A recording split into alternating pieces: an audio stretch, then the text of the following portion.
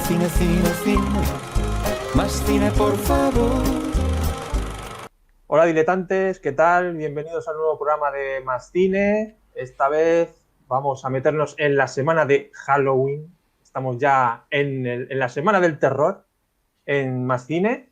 Y bueno, hemos decidido hacer un par de vídeos para esta semana.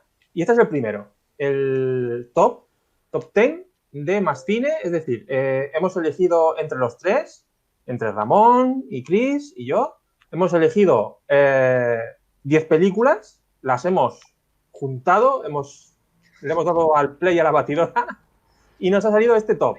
Solo una pequeña pausa para recordarte que nos ayudas a crear contenido dándole al like, suscribiéndote y activando las notificaciones. Puedes mantenerte informado de todo lo que hacemos en nuestra cuenta de Twitter y también puedes escuchar nuestros podcasts en iVoox. Toda esta información y más la tienes abajo en el cuadro de la descripción. Continuamos. Vamos a ver qué os parece lo que nos ha salido. A ver, comentarnos un poquito ahora según vayamos pasando películas, qué os parecen los títulos que vamos a hablar, si os falta algún título por ver, si hay alguno que no os guste, otro que está muy arriba, muy abajo. Ya sabéis, los tops son muy variables, entonces cada uno estará de acuerdo en una cosa u otra. Entonces, un saludo a Ramón y a Chris, ¿qué tal estáis? Buenas. Pues nada, yo aquí en un vídeo de terror me siento casi como un invitado externo. Que a ti el terror no es uno de tus géneros favoritos. La verdad que no, pero ahora cuando empecemos a hablar ya diré, pues eso, ya diremos cada uno cuál es el terror que más nos gusta, el que menos nos gusta, o el que menos nos atrae o nos llama la atención. Pero vais a ver que la lista es muy variada, ¿eh? O sea, hay un poco de todo. Entonces, tenemos clásicos, tenemos películas modernas, tenemos cine incluso mudo. O sea, hay un poco de todo, ¿vale? Entonces, vamos a ver qué os parece. Vamos a ir yendo, como tiene que ser, del 10 al 1, para descubrir cuál es la top absoluta. Habrá que esperar un poquito. Entonces, para empezar, en el top 10 tenemos El Doctor Frankenstein, película del 31, clásica. ¿Qué os parece Frankenstein? Primero decir que hemos tenido aquí un top un poco mitad y mitad. Yo creo que más o menos, no he contado exactamente, pero yo creo que más o menos la mitad de películas hemos coincidido, son películas que todos teníamos en nuestro top, y la otra mitad son películas que cada uno ha puesto en su top, pero el resto no, o sea, ha puesto uno y dos no. Entonces ha quedado, yo creo que aquí se evidencia que, como se suele decir, que el terror y el humor son muy personales, ¿no? Cada uno tiene su sentido del humor y tiene su sentido del terror. Entonces sí que nos han salido aquí varias muy, muy clásicos, muy típicas, y luego nos ha salido alguna cosa curiosa por ahí. Y bueno, el Doctor Frankenstein entra dentro de esos clásicos, ¿no? Aunque creo que también esta es de las que solamente aparecían en una de las listas, pero como tenía una buena posición, pues al final se ha quedado en el número 10. Un clásico del terror de la Universal, de James Whale. Tras el éxito de Drácula, pues la Universal apostó por seguir por este camino, se la encargó a James Whale.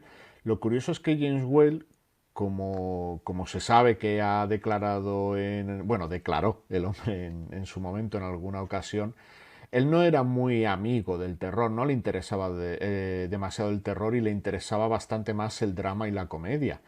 Y yo creo que es algo evidente en esta película, incluso más evidente en la siguiente, en la novia de Frankenstein, que era todavía más libre al no tener que basarse en un guión más estricto, porque, bueno, digamos que también decir que esta película no se basa en la novela directamente, se basa en la obra de teatro. Habían comprado los derechos de la obra de teatro en vez de la novela, con lo cual también el no ser tan fiel no solo le viene por el guión propio, por su adaptación propia, sino también de la obra de teatro que venía.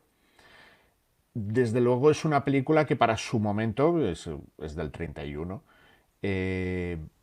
ya se salta alguno de los cánones que empezaba a ver del terror, por lo que decía, como a este hombre no le interesaba tanto esto como el drama o la comedia, sí que se filtran en la película, incluso su forma de rodar para los años 30 ya es bastante moderna, empieza a hacer el uso de la profundidad de campo y tiene algunas, en lo que es la técnica, tiene algunas innovaciones, entre comillas, para la época muy curiosas. Decir que no tiene banda sonora, que es otra de las cosas bastante extrañas de esta película. Tiene esa música al principio, esa música al final, pero durante el resto de la película no hay música. Es una decisión también bastante curiosa.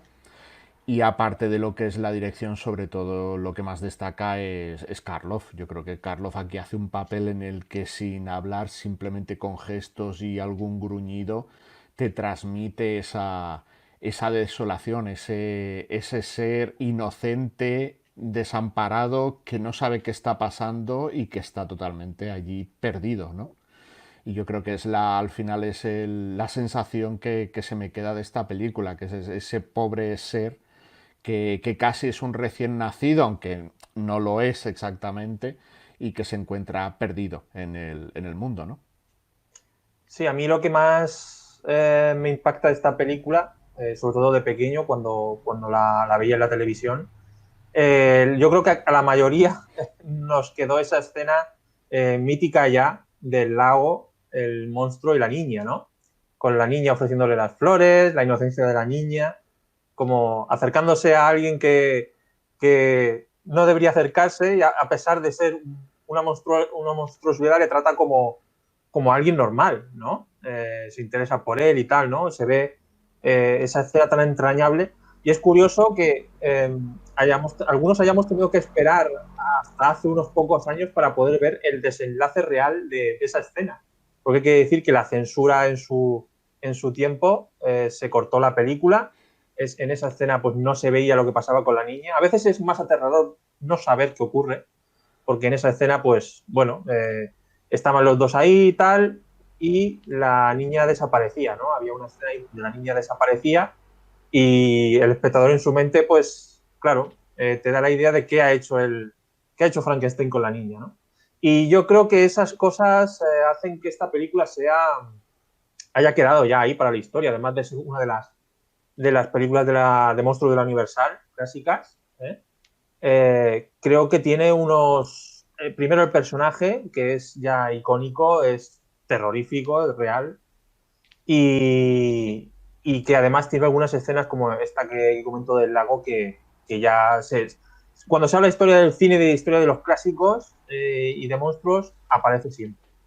No sé si a Chris vio esta escena de pequeño o no la viste de pequeño. No, no, no. La verdad que ya la vi de mayor. Pero me alegro que haya entrado. Yo no la puse en mi lista, pero me alegro que haya entrado el Doctor Frankenstein en la lista porque, bueno, es que hay tanta película. Porque para mí es la mejor de los monstruos de la Universal. Nunca la recuerdo como una película de terror, la verdad. Y es que este top que vamos a hacer, veréis cómo vamos de un extremo a otro del terror. Y muchas películas para vosotros ni siquiera serán terror. Pero bueno, digamos que el género es muy amplio. Yo siempre la recuerdo como una película de monstruo, ¿no? Como luego vino El hombre elefante o como luego vino eh, Eduardo Manos Tijeras, que prácticamente es un remake, ¿no? Es más el monstruo, la ternura que despierta, una película emotiva. Nunca la recuerdo como una película de terror, quizá porque tampoco la vi en su época ni tengo ese recuerdo. Imagino, como dijimos, por ejemplo, en nuestros vídeos de la ciencia ficción de los 50, que la gente sí que salía del cine, pues eso, con la sensación de temor, aterrorizada por lo que estaba viendo. Hay escenas pues eso, muy duras, digamos, muy emotivas.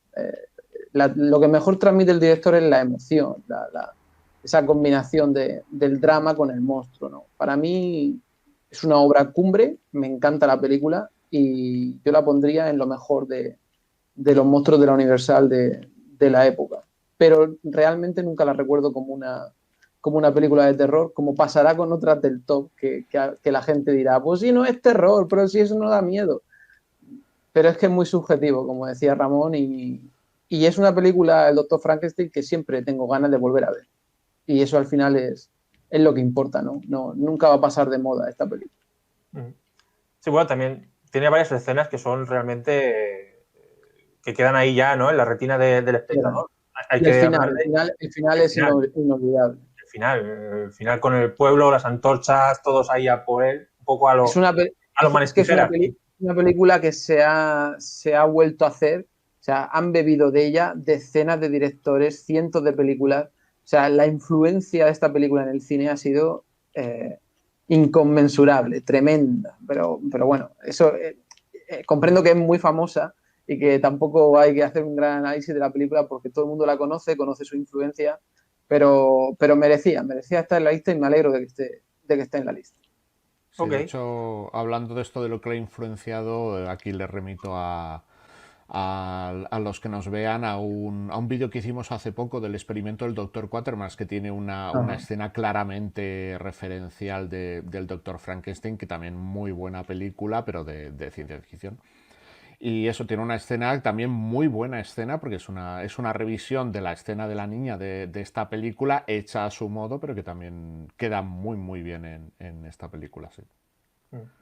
Esta peli, bueno, es de mi cosecha, de mi lista. No sé si estaba en alguna lista de alguno más, Creo que no. No, yo ¿no? creo O sea, que no la puse. Estaba solo en ha la entrado tuya, porque sí. la he metido yo bien arriba, ¿eh? O sea que Sí. por eso está aquí. Me parece que tenía que estar. 9. Esta es cosecha de Chris, creo. Es Vampire, la bruja vampiro, que solo es de un año después del Doctor Frankenstein. Veréis que es una lista que no tiene ¿cómo se diría? Un tema o muy ceñido, ¿no? Es un espectro amplísimo. Aquí tenemos Frankenstein y Vampire, un año de diferencia, pero no tienen nada que ver una película con la otra. Obviamente, Vampire es algo estilístico. Se recuerda por la grandísima atmósfera. La historia es pequeña, es verdad que es este hombre que llega allí a este hotel y tiene estas pesadillas. Toda la película parece influenciar todo el cine de Lynch, ¿no? Parece toda una pesadilla en sí mismo. Es un ambiente enfermizo, por así decirlo, usando todas las técnicas del expresionismo de aquella época que tenía Dreyer, con esos actores que a mí me encanta la época, sinceramente. Para mí, yo veo esta película y ¿qué quieres que te diga? Entiendo que hoy se ve con unos ojos de mucha sencillez, aunque la forma de estar rodada ya deja entrever una técnica muy, muy avanzada para la época, cómo rueda algunas escenas Dreyer y la sensación de movimiento que transmite. La escena del ataúd, una escena histórica en el cine, una escena muy claustrofóbica, una escena que transmite mucho. Entiendo que vista de los ojos de hoy, porque el terror también es según cada uno lo entienda, pues entiendo que hoy la vea alguien y me diga, pues si es que no me da miedo, si es que no me transmite nada. Yo lo entiendo, pero yo esta sí que la vi hace, pues no sé, hará 10 años la primera vez y es una de las pocas veces que he intentado buscarme la atmósfera, ¿eh? Eso de decir, voy a verla de noche, voy a verla tarde, voy a verla sin ruido. Me gusta mucho el periodo de tiempo y, y la verdad que cuando terminó dije, vale, no es una historia muy grande, pero para mí me resulta hipnótica la experiencia. Y yo, como he dicho antes, no soy un gran fan del terror, no sé cómo decir, del terror de sustos, ¿no? Soy más del terror psicológico o de intuir, más que de mostrar. La verdad que no disfruto mucho con monstruos y con muchísima sangre y con muchísimas vísceras. Por eso hay muchos tipos de terror y sinceramente yo me pondría esta película antes que otras que son tan famosas, ¿no? Que gustan, a toda la gente que vea este vídeo le gustarán, pero yo con esta experiencia, porque la película es la ambientación y esa pesadilla que crea Dreyer, pues me lo paso mejor que con otras cosas que son más famosas y que quizá tienen más relevancia dentro del género de terror. Que es verdad que esta película, pues miedo, entiendo que a la gente hoy día no le dé. Pero me quedo con la atmósfera que crea Dreyer y con lo que es la técnica, ¿no? Es una película que técnicamente era muy destacable para la época. No sé qué os ha parecido a vosotros, que la tenéis más fresca que yo, que hace tiempo que no la veo. Sí, porque hay que decir que, bueno, tanto Ramón como yo, ¿no? Es así, Ramón, que es la Sí, primera sí, vez que no. vemos, es la única película del top que no habíamos visto todavía. Quizá eso por pues, ser un poquito de otra época. Pero vamos, a mí realmente me parece que tiene algo especial sobre todo por ese expresionismo, hay que decir eso, el expresionismo alemán del cine clásico, ¿no? Que es, pues eso, es como muy tenebroso, ¿no? Como por ejemplo Nosferatu también. Es jugar con ese blanco y negro, con la atmósfera de la época, ¿no? Con esas sombras, ¿no? Que se utilizaban tanto las sombras en esas películas, ¿no? Que te hacía un poquito ahí decir, esto parecen como fantasmas, ¿no? O incluso con también las ensoñaciones propias, ¿no? Las pesadillas, incluso los propios rostros de los personajes, ¿no? Que te crean en algunos momentos como cara de que están vivos, pero parecen que están un poco muertos también. Pero bueno, lo que más me gusta a mí de la película es quizás la dirección de este director, que, oye, estamos hablando de una película del 32 y tú la ves y la dirección parece de una película actual, por algunos planos ahí que hace recorriendo unas estancias y van apareciendo los personajes según la cámara va adentrándose, todo eso me parece súper moderno para la época.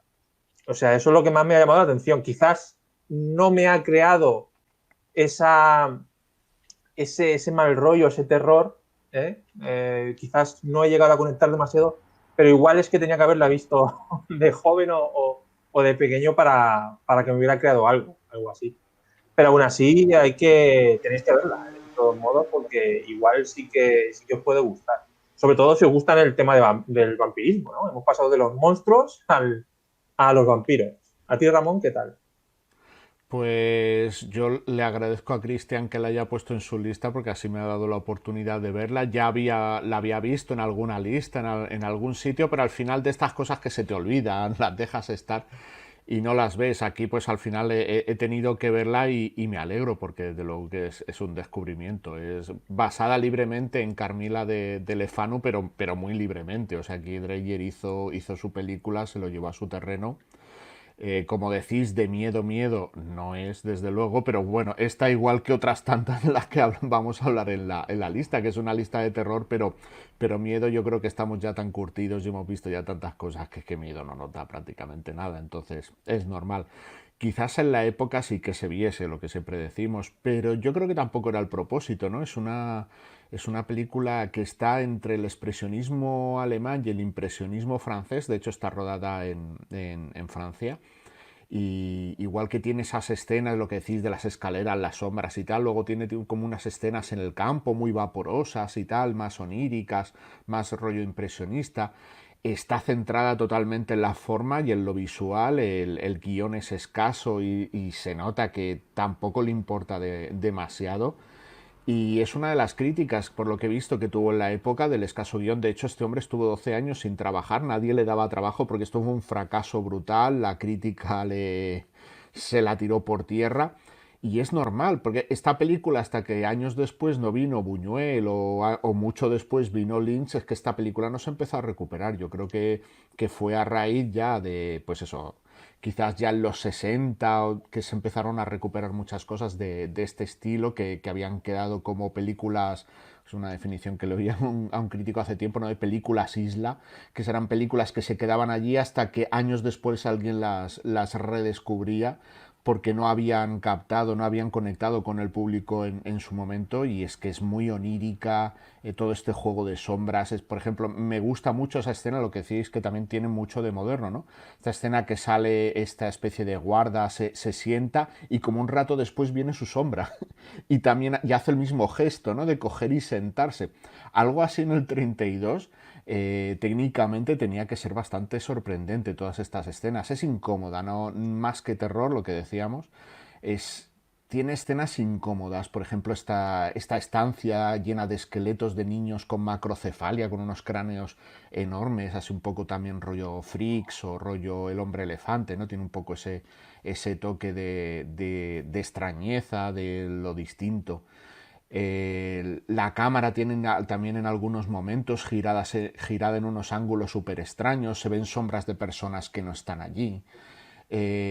Y también una cosa muy curiosa que yo creo que además hace que todo esto se acentúe es que la película era muda.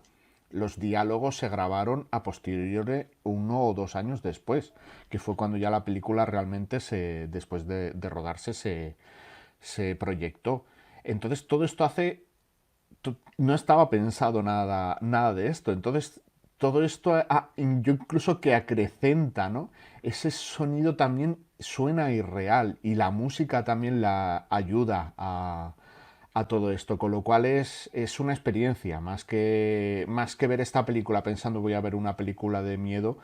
Yo creo que hay que verla más como una experiencia dentro del expresionismo y disfrutar de algo que es rarísimo en el mundo del cine hoy, pero en su día muchísimo más, desde luego. Lo que decías del sonido a cuando estás dentro de la habitación roja, ¿no? Y se desincroniza Sí, y justo. empieza y dices, hostia, qué mal rollo. La escena del ataúd también es incómoda, ¿eh? Y también es muy curiosa cómo graba la cámara desde dentro, ¿no? Pero es como si estuviéramos nosotros metidos dentro del ataúd viendo hacia arriba, ¿no? Por el agujerito, cómo te van llevando a, ¿sabes? Eso está muy bien. Eso a nivel de dirección me parece una película espectacular. Y visualmente tiene técnicas que tú dices, estas técnicas parecen de película actual. Es que estamos hablando de que fue un fracaso, pero claro, si hablamos de la obra de Dreyer, claro, es que hay mucho director detrás. En la posición número 8 nos vamos a recomendaros Fenómenos extraños. En este caso ha caído Poltergeist, la película de Tobe Hooper del 82.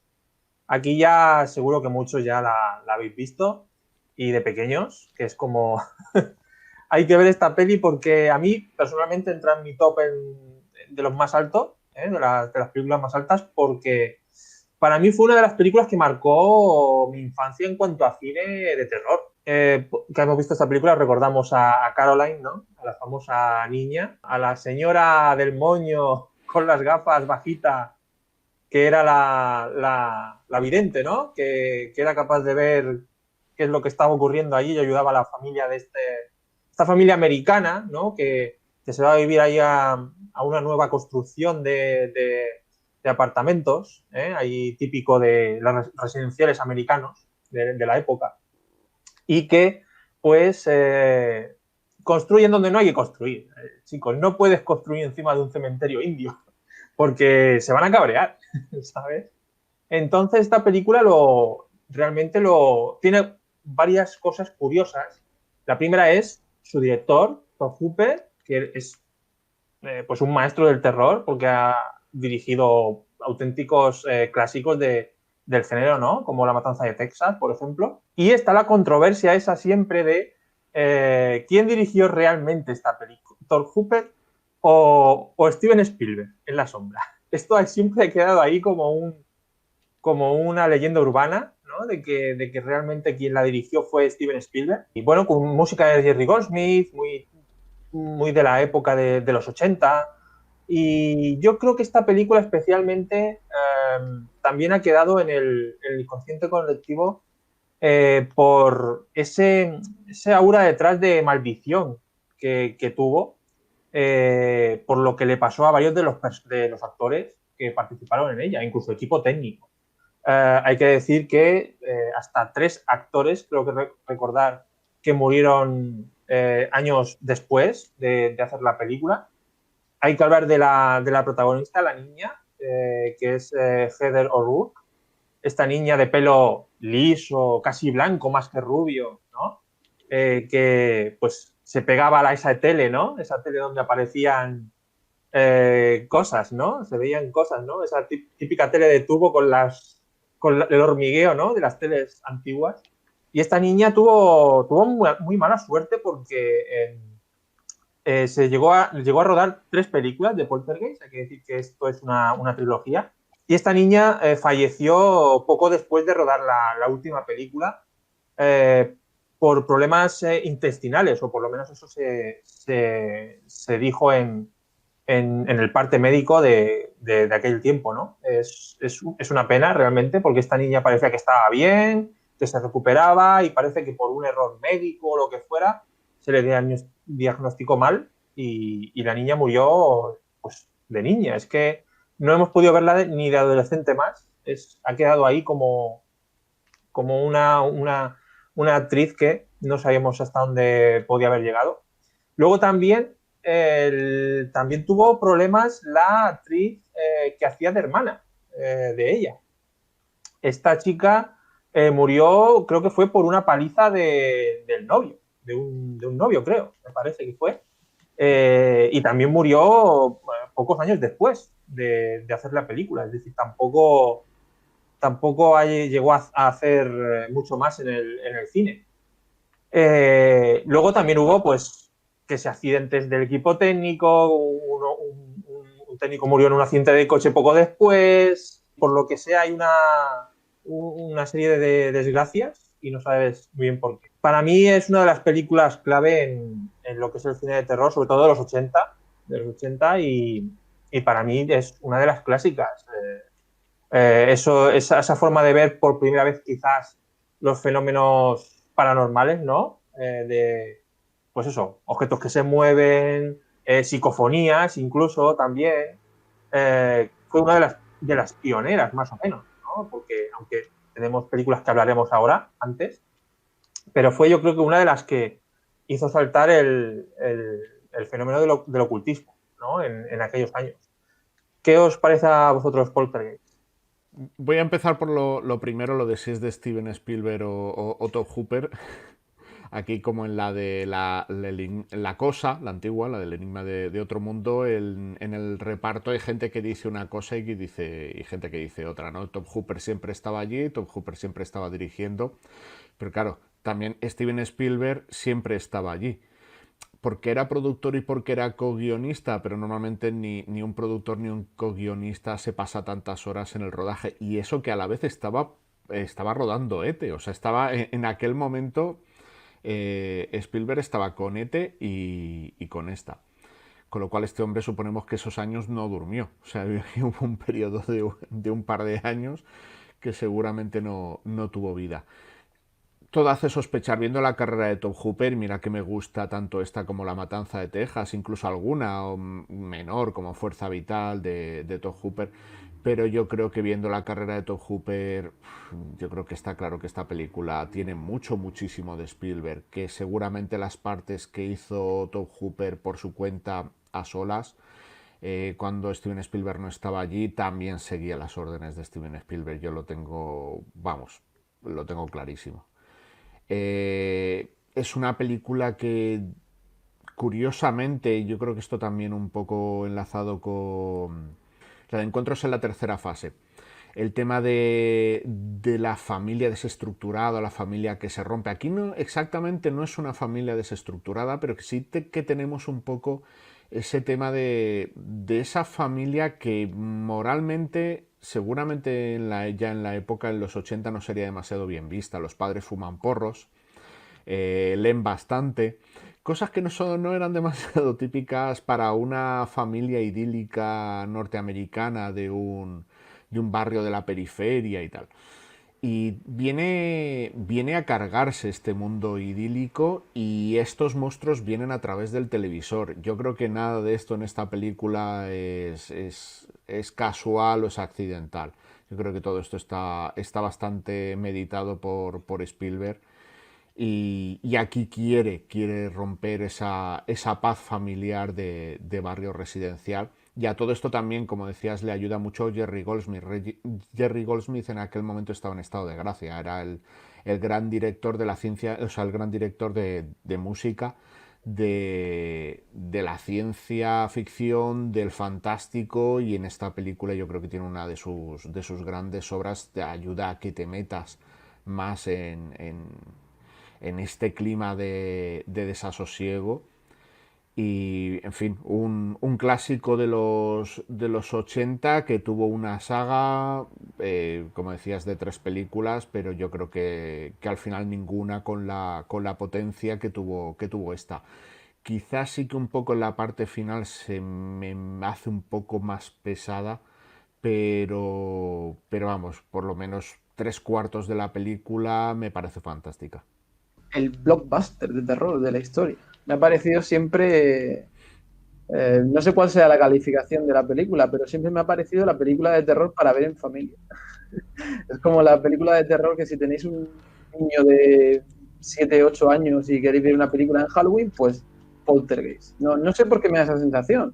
A lo mejor los niños, yo tampoco, bueno, sí, esta sí que la vi de niño, pero a lo mejor los niños de verdad acaban aterrados, no lo sé, pero para mí está clarísimo que es Spielberg el que hace la película, por lo menos en su gran mayoría del metraje, porque cómo se ve la película, el tono, para mí, no sé por qué, pero me transmite un tono totalmente Spielbergiano y familiar no sé cómo decir, a lo mejor es por esos padres, pero como decía Ramón, pero me transmite que es la película que hay que ver en familia. Para mí Poltergeist no estaría en mi top 10, porque 10 son muy pocas en la historia del cine, pero estaría muy cerca, estaría en 15 o 20 seguro que está Poltergeist. O sea, yo creo que es una película muy entretenida, que tiene un gran comienzo, que quizá, como dice Ramón, le sobra algo de metraje, pero en cuanto al fenómeno, al fenómeno de lo que es los efectos especiales, fue hombre, no sé si llegar a decir revolucionario, pero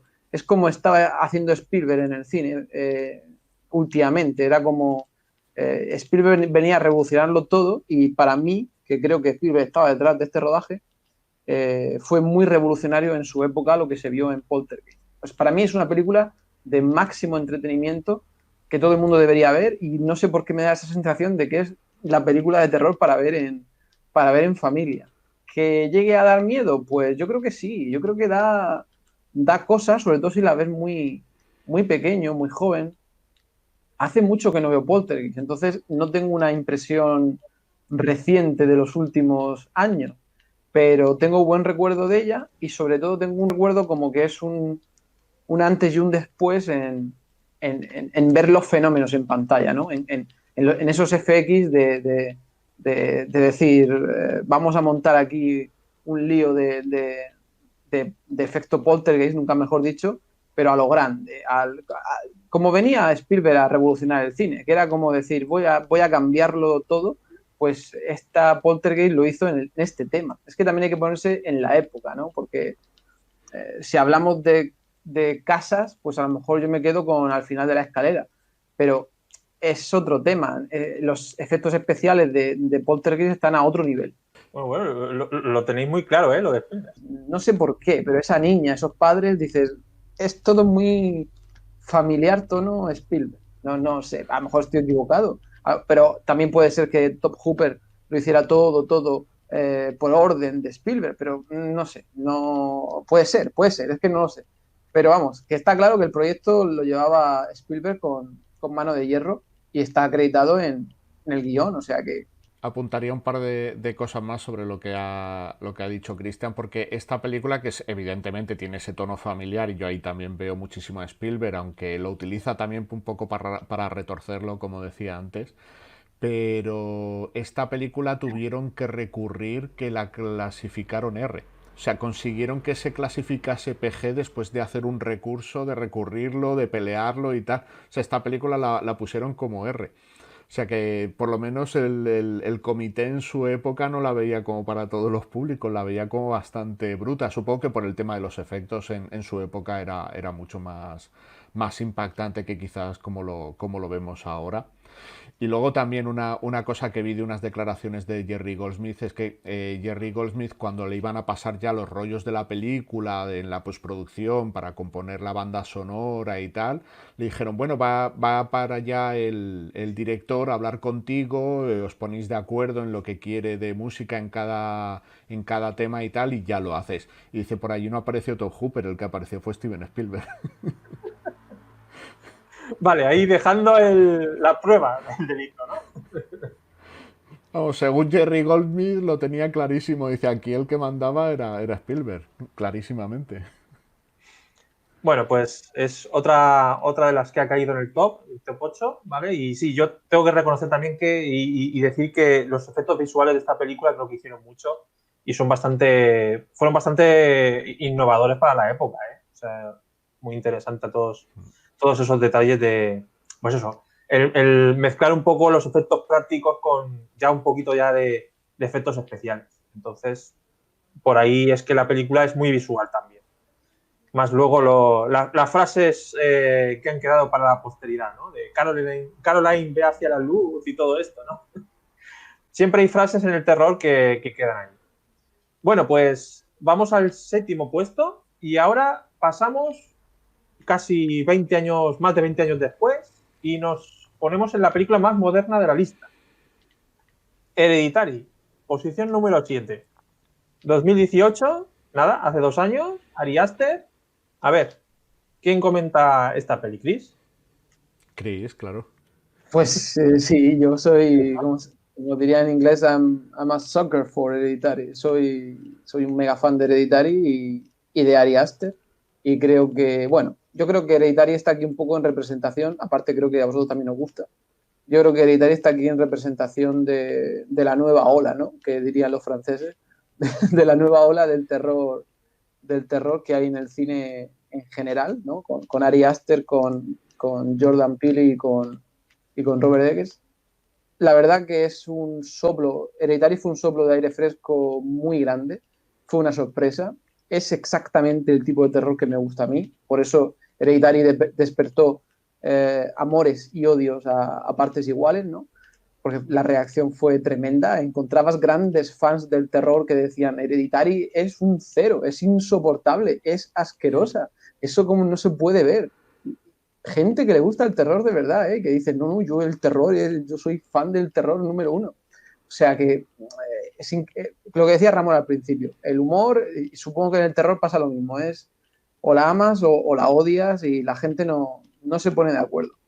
Pero claro, desde alguien que el terror no es una gran parte de su cultura cinéfila, pues a lo mejor no dice mucho bien de Hereditary, pero a mí Hereditary me encanta, creo que ¿cómo decir? Sugiere mucho más de lo que muestra, que hay una gran historia detrás, que vino a dar un golpe en la mesa, dio muchos golpes en la mesa a Ari Aster, sobre todo de efecto, porque hay que recordar, bueno, es que paso de hablar de spoiler porque es que alguien me puede decir algo, pero digamos que la promoción la orientó hacia que pensáramos algo de la película, luego cuando la vimos, estilo Psicosis, nos desbarató todas nuestras ideas preconcebidas a la media hora.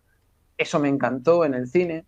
Es una película que me creó muchísimo mal rollo, que estuve pensando sobre ella 2 o 3 días después. Es un tema demoníaco, que no es mi tema favorito, por así decir, pero está muy bien llevado. Tiene unas actuaciones, sobre todo la de Toni Collette, asombrosa. Ella es una gran actriz, como todos sabemos, pero en esta película de verdad se sale del personaje, es increíble lo que hace. Y la dirección de Ari Aster, ¿no? La dirección de Ari Aster dentro de esa casa que prácticamente se sale 4 veces de ella, y las 4 veces es para grandes cosas, pero se mueve muy bien. La cámara se mueve de una manera magistral dentro de esa casa, crea tensión con la nada. Es verdad que a veces tira de oscuridad, pero bueno, es una película de terror al uso, ¿no? Tampoco quiere apartarse de la oscuridad. Y tiene momentazos que van a pasar a la historia del terror, totalmente. Por lo menos 3 o 4 momentos han quedado ahí grabados en la historia del terror, siendo una película tan reciente. Porque yo ya puedo nombrar que el año pasado en Sitges, y creo que está en la cartelera ahora, The Lodge, o otras películas que hay ahora mismo en cartelera o en producción reciente, que ya beben de Hereditary. Ya beben un poquito de Hereditary. Y tú dices, wow, ¿cómo se puede venir y marcar un estilo en 2 años? Porque Hereditary a veces me pongo a pensar y digo, tiene 4 años, tiene 2 años. Pero fue un puñetazo en la mesa muy grande. Y a veces cuando hablo con gente de Hereditary digo, Ari Aster tiene muy complicado superar esto. Midsommar es una buena película y tal, pero para mí Hereditary ha dado un puñetazo en la mesa muy fuerte, quizá porque es absolutamente el tipo de terror que me gusta a mí, que no es una cosa que te pases todo el tiempo viendo monstruos ni saltando de susto en susto, de esquina en esquina, pero ver la transformación de esa familia, el plan maestro que había detrás desde la generación anterior, cómo el personaje de Toni Collette y el de sus hijos van transformándose. Y lo que nos reímos en el cine con el personaje del padre, que aquello fue tremendo. Yo me reía en el cine y yo me daba cosa a reírme, pero es que es como el alivio cómico, ¿no? Que te rías un poco de él por la situación que está atravesando. Pero, sinceramente, una película de terror, ¿qué le voy a pedir? Si me crea tensión, si me deja pensando sobre ella 2 o 3 días. Y la he visto, que vosotros sabéis que yo no soy mucho de revisionar películas, la he visto 4 o 5 veces, que eso para mí es muchísimo. y cada vez que la veo me sigue manteniendo en tensión, pues no tengo por qué venir aquí a hacer un análisis, digamos, frame por frame de la película. Me la pongo, me crea tensión y me da muy mal rollo. Pues ya está. Es que es tu película. Es mi película de los últimos años, sin duda. Y espero que todos la hayáis visto. Y si no, pues obviamente os la recomiendo en todos los aspectos. En todos. No le veo flojera a Hereditary por ningún lado. A ver a vosotros qué impresión os dio. A mí, bueno, la vimos juntos en el cine. Sí.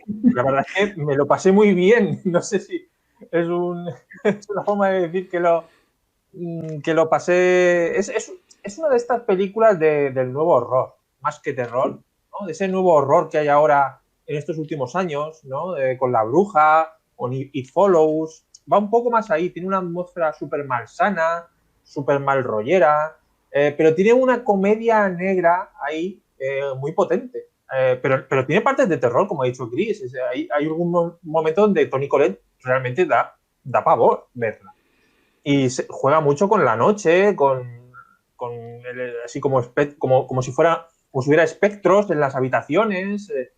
Tiene su parte también de terror. Y a mí me gustó, a mí me gusta. No la tengo todavía en ese altar.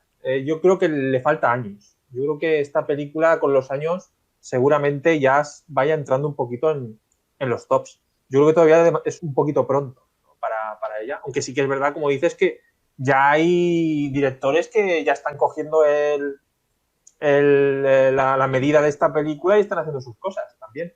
Eso quiere decir algo.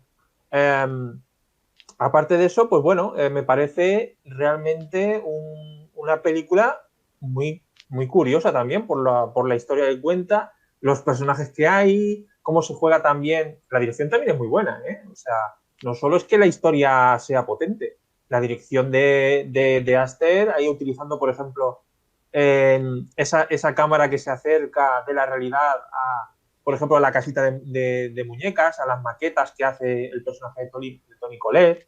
Todo eso está muy bien. E incluso da mal rollo esas maquetas, ¿no? Y un poco lo que le pasa también a la niña, ¿no? Siempre tiene que haber alguna niña o algún niño por aquí, ¿no? A la niña esta que ya la caracterizó como un personaje raro, ¿no? Un personaje extraño con este que hace, ¿no?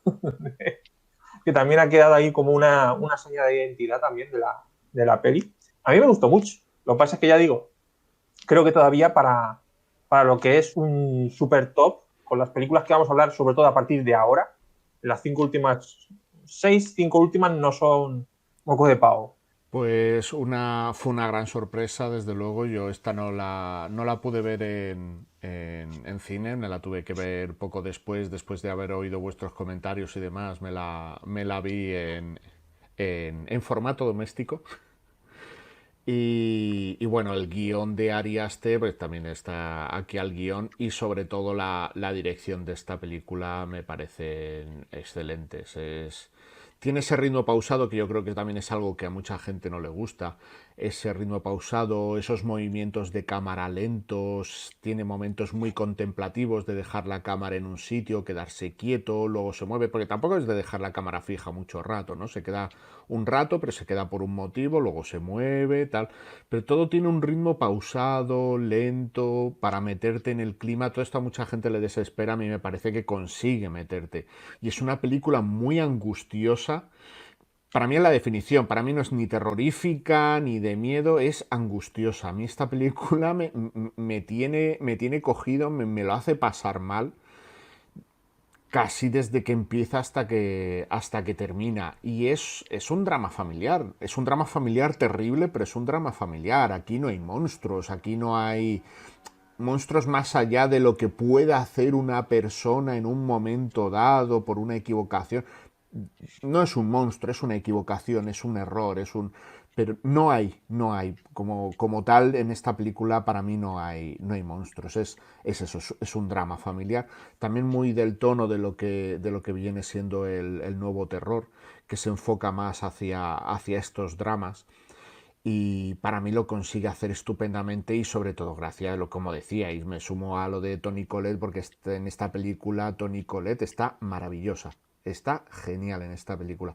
Entonces pues muy recomendable, desde luego quizás tampoco hubiera estado en mi top 10, lo hubiese dejado por debajo. No soy tan fan de Ari Aster, pero sí que desde luego del cine de los últimos años me parece de lo mejor. Para mí superior a Midsommar, desde luego. Midsommar tiene momentos que me gustan mucho, pero en lo que es en general, lo que es en conjunto no me tocó ni me puso tan mal cuerpo como esta. Me dejó, acabé de ver la película y me dejó hecho polvo, ¿no? Yo creo que quizás al nivel como no me dejaba desde Requiem por un sueño alguna película así que te destrozaban, ¿no? Pues está más o menos igual. Bueno, pues volvemos al año 62. Estábamos con Poltergeist, hemos hecho un pequeño viaje en el tiempo y volvemos atrás con la posición número 6. Esta es la peli casi favorita de Ramón. Aquí están las cosas de Carpenter. Se ha colado aquí en ¡Hombre! el puesto 6. Yo hablando de Carpenter y de la cosa, qué cosa más rara. ¡Qué curiosidad! Venga, Ramón, te dejamos. No me voy a enrollar mucho porque tenemos, aquí le quiero mandar a la gente a nuestro especial de la cosa, que ahí nos explayamos a fondo, así que esta yo por lo menos la voy a pasar rápido. Obra maestra de Carpenter, obra maestra del cine de terror y de la ciencia ficción, que es como os habréis dado cuenta ya los que nos seguís, que es una mezcla que a mí me encanta, lo de mezclar ciencia ficción y terror me parece el mejor cóctel del mundo, no hay gin tonic que se le acerque. Esto es una mezcla ganadora prácticamente casi siempre. Y todo este clima de paranoia en esta estación del Polo Norte, esta gente ahí acosada por este ser extraño que se puede transformar en cualquiera y cualquiera puede ser él. Y pues eso, ese clima de paranoia en esta película es genial y Carpenter, aun gustándome casi todo lo que hizo, yo creo que nunca volvió a estar tan grande como en esta película. El pobre también tampoco tuvo nunca tanto presupuesto como tuvo en esta película, por desgracia fue un fracaso, pero ahí está para la historia esta película. Yo creo que casi siempre aparece en los tops de la ciencia ficción, del terror, y es por algo. Es fantástica y es un remake que supera con creces al original. Para mí es, sí, sin duda es esa mezcla de terror. Bueno, ya más adelante hay otra película muy interesante de este aspecto. Ese terror de eso, como el lugar inhóspito, ¿no? Donde un grupo de gente está aislada y de repente se encuentran con lo desconocido, con lo que no saben qué es, el miedo, ¿no? Yo creo que esta película, si se pide con una palabra, es el miedo a lo desconocido, es luchar contra algo que no sabes qué es, que no sabes hasta dónde puede llegar, que no sabes incluso eso, ¿no? De si el de al lado, que hasta hace poco tiempo podía ser tu compañero o tu amigo, de repente puede ser otra cosa, nunca mejor dicho. Ese miedo a lo desconocido creo que es lo que es la señal de identidad de esta peli. Y hacer eso, que sea un monstruo, en este caso es un monstruo, pero tiene la particularidad de que es un monstruo de fuera, ¿no? De otro mundo. Que es una vuelta de tuerca, ¿no? al cine de monstruos, que además se juega también con la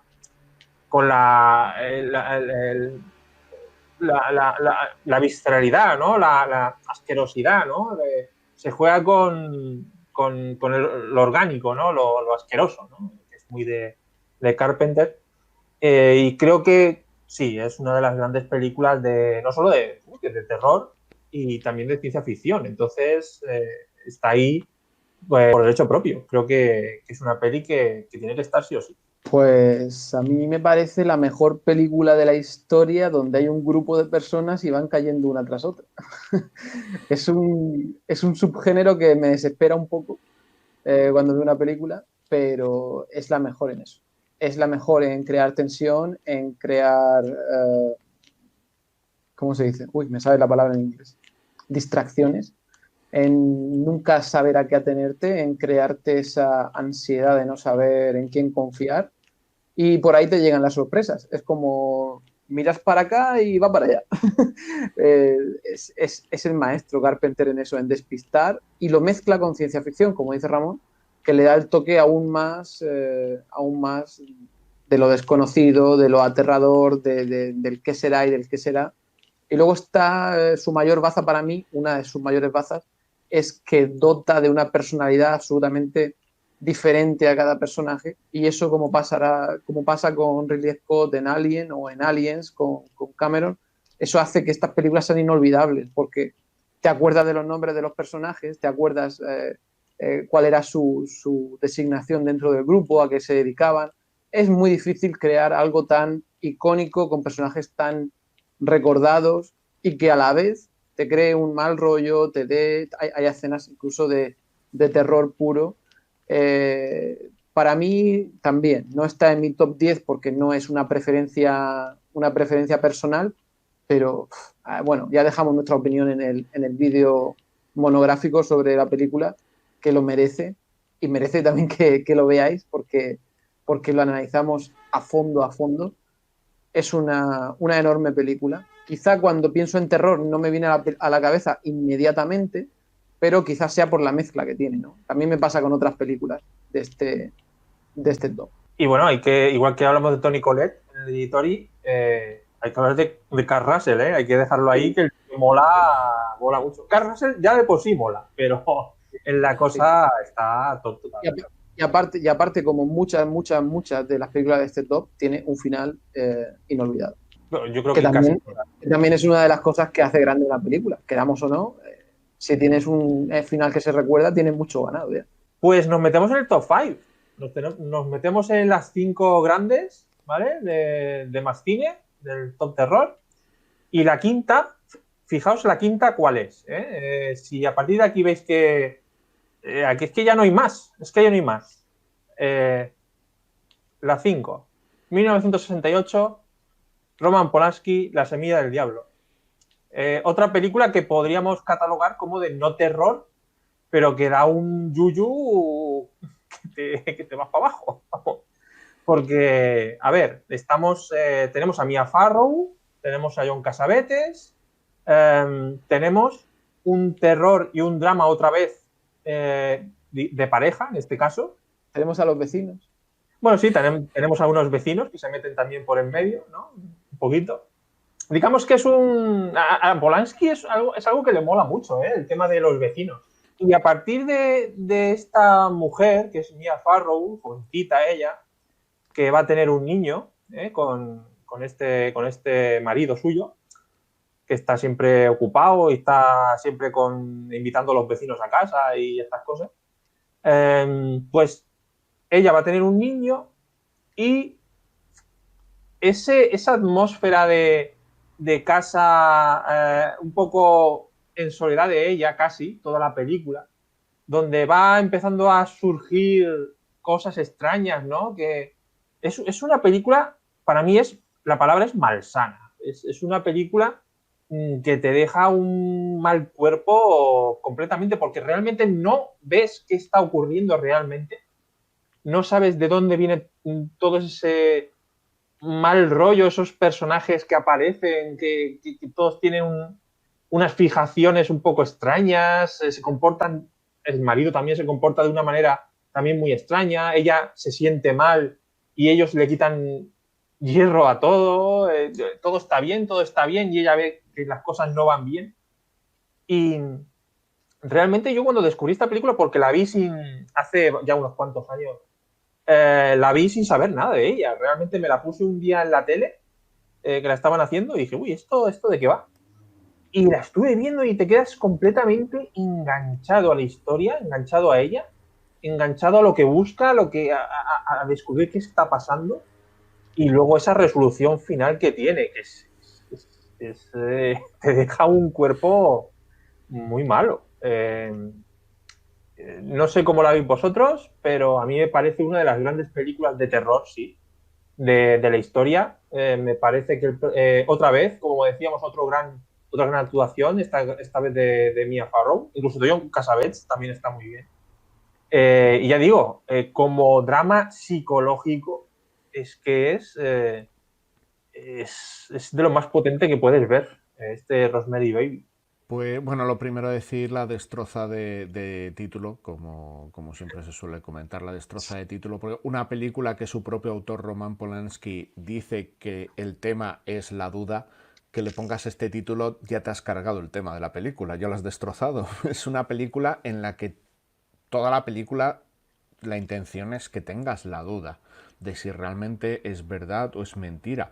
Todavía para acrecentarte este estado de estar desamparada que tiene esta mujer, que está sola, se siente completamente sola, nadie entiende por lo que está pasando e incluso al espectador le hace dudar de si esta mujer está loca o es verdad lo que le está ocurriendo. O sea, incluso te hace partícipe de juzgarla, ¿no? De hacerte ver que la mujer a lo mejor no está muy bien, ¿no? Entonces toda esta angustia, esta soledad que transmite Mia Farrow, que está estupenda en esta película, como comentabais, que es junto con la dirección, por supuesto, de Polanski lo mejor de la película. Y también de nuevo otra película que va de un drama familiar, ¿no? Porque al final es este drama que tiene más bien ella sola, pero que tiene por culpa de, pues eso, el marido no le hace caso, no está en casa, encima tenemos estos vecinos impertinentes, yo creo que casi llegan un poco al acoso, ¿no? Son un poco pesados ya Sí, sí. estos hombres. Y ella, sin poder estar un rato, poder hablar con él, explicarle lo que le ocurre, ¿no? Es todo esta angustia que te hace pasar durante toda la película y que realmente hace que esté alejada de otros tipos de cine de terror, ¿no? Como otra vez de nuevo, como comentábamos, que no son estilos muy distintos, no todo el terror es igual. En esta volvemos a tener más este tipo de drama hasta que llega este final, esta resolución que te hace y te deja un poco loco. Y por desgracia nos los fastidió un poco el título aquí en España. Yo prefiero seguir llamándola con el título en inglés y no referirme a ella con el título en español, de verdad. De este top, que creo que las dos primeras no me dan miedo, pero están dentro del terror, como película que me dé miedo y mucho mal rollo, para mí es la mejor de la historia. Porque es totalmente, como he dicho con Hereditary, es totalmente mi subgénero del terror, o mi tema del terror, o el terror que me gusta. El terror que me gusta, el estereotipo o el canon es Rosemary, la semilla del diablo, totalmente. Me encanta la atmósfera, que es lo más difícil en el cine, ¿no? Crear una atmósfera. ¿Cómo se crea una atmósfera? Pues a veces no hace falta casi nada, ¿no? El piso, los vecinos, el marido y la paranoia de ella. La película al final va sobre la evolución del personaje, porque empieza de una manera y termina de otra. Es un drama totalmente que cae sobre una persona y sobre su entorno, ¿no? Sería como la comunidad de Ale de la Iglesia, pero by Polanski. Para mí totalmente es mi género de terror o mi subgénero de terror y realmente me da mucho mal rollo, me deja el cuerpo muy mal como Hereditary y es muy personal. Imagino que hay gente que dice, pues qué cosa más lenta, o aquí no hay ningún bicho, o qué aburrimiento. Es entendible, por eso cada uno tiene su top y aquí hemos intentado hacer un gazpacho entre todos, pero para mí, como película que me da mal rollo o me llega a dar miedo, para mí es la mejor de la historia. Lo que pasa que dentro del terror, como luego veréis en el top 3 pues hay otras películas que entran dentro del género del terror que me gustan más que esta, pero no me dan miedo, por así decir. Pero vamos, si dijeras Halloween, hay que verla a oscuras, a medianoche, algo que me dé cosa, La semilla del diablo, sin duda. Volvemos al terror puro y duro. Yo creo que es uno de los grandes títulos. De hecho, vamos a hacer un especial esta semana. Y el cuarto puesto es para El exorcista, de 1973, de William Friedkin, el clasicazo por excelencia de exorcismos, de fantasmas, de posesiones y de curas con problemas de posesiones infernales. El demonio contra el bien, ¿no? El bien y el mal, todo esto que tenemos siempre en estas películas de terror. ¿Qué podemos decir de esta película? Es que para mí, en mi opinión, en mi top, estaría la primera.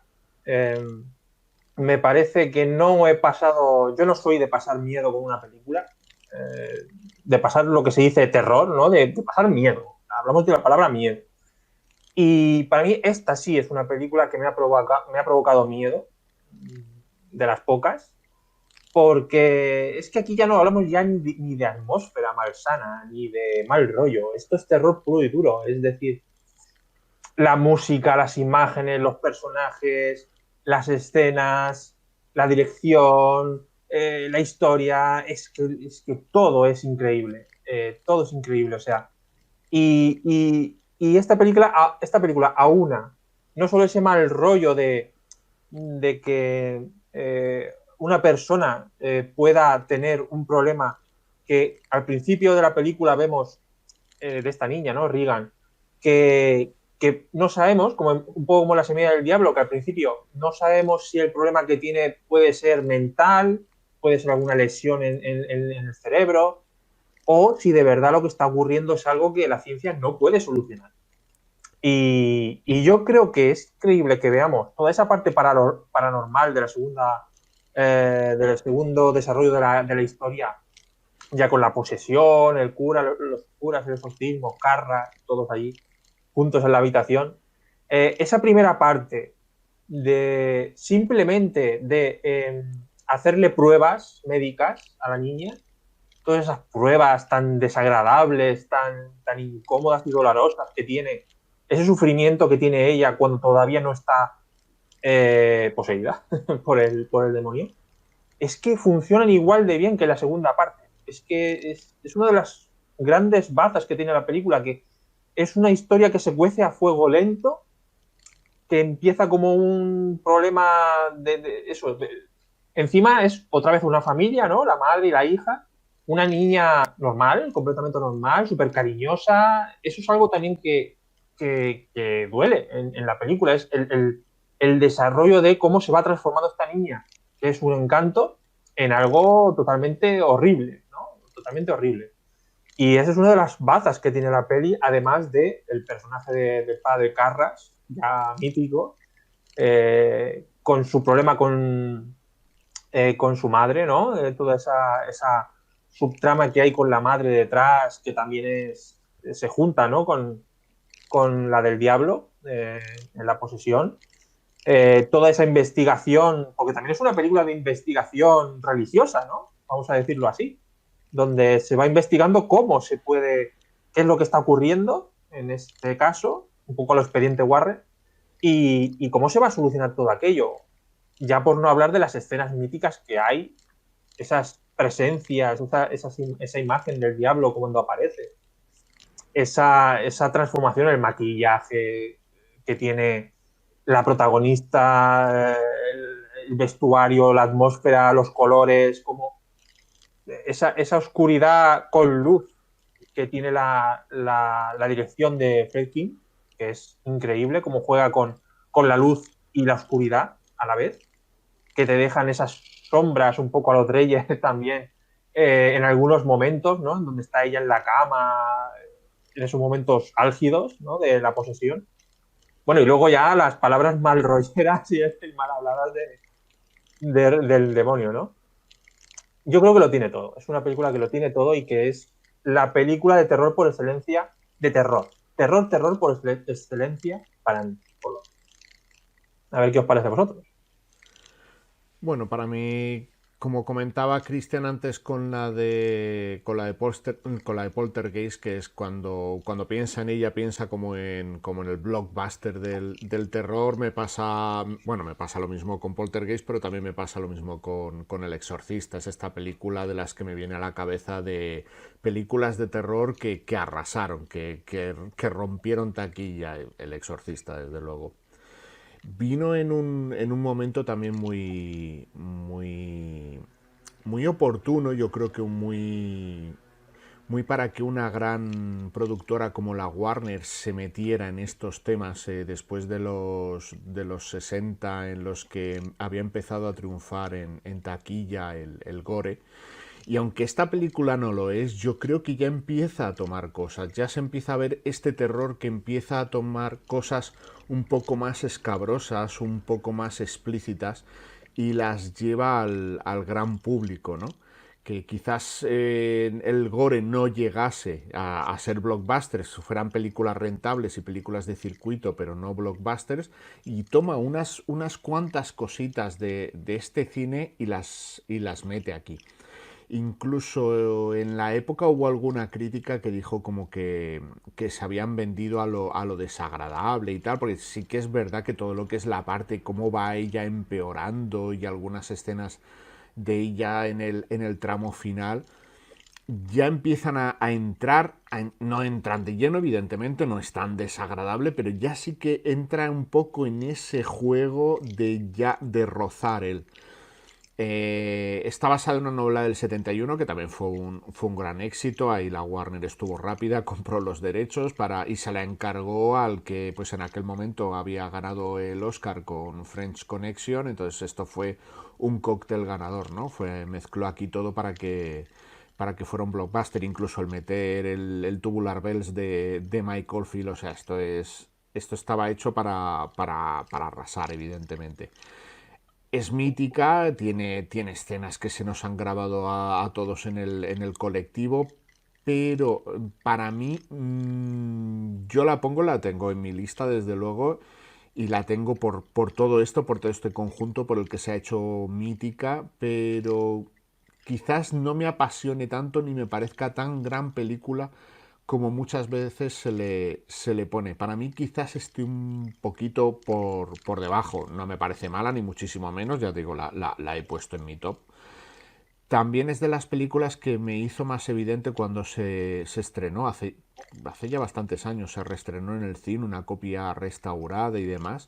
Se me hizo evidente lo que decíamos antes de que cada uno tiene su sentido del humor y su sentido del terror, porque recuerdo que había un grupo bastante grande en el cine que se partía de risa con la película.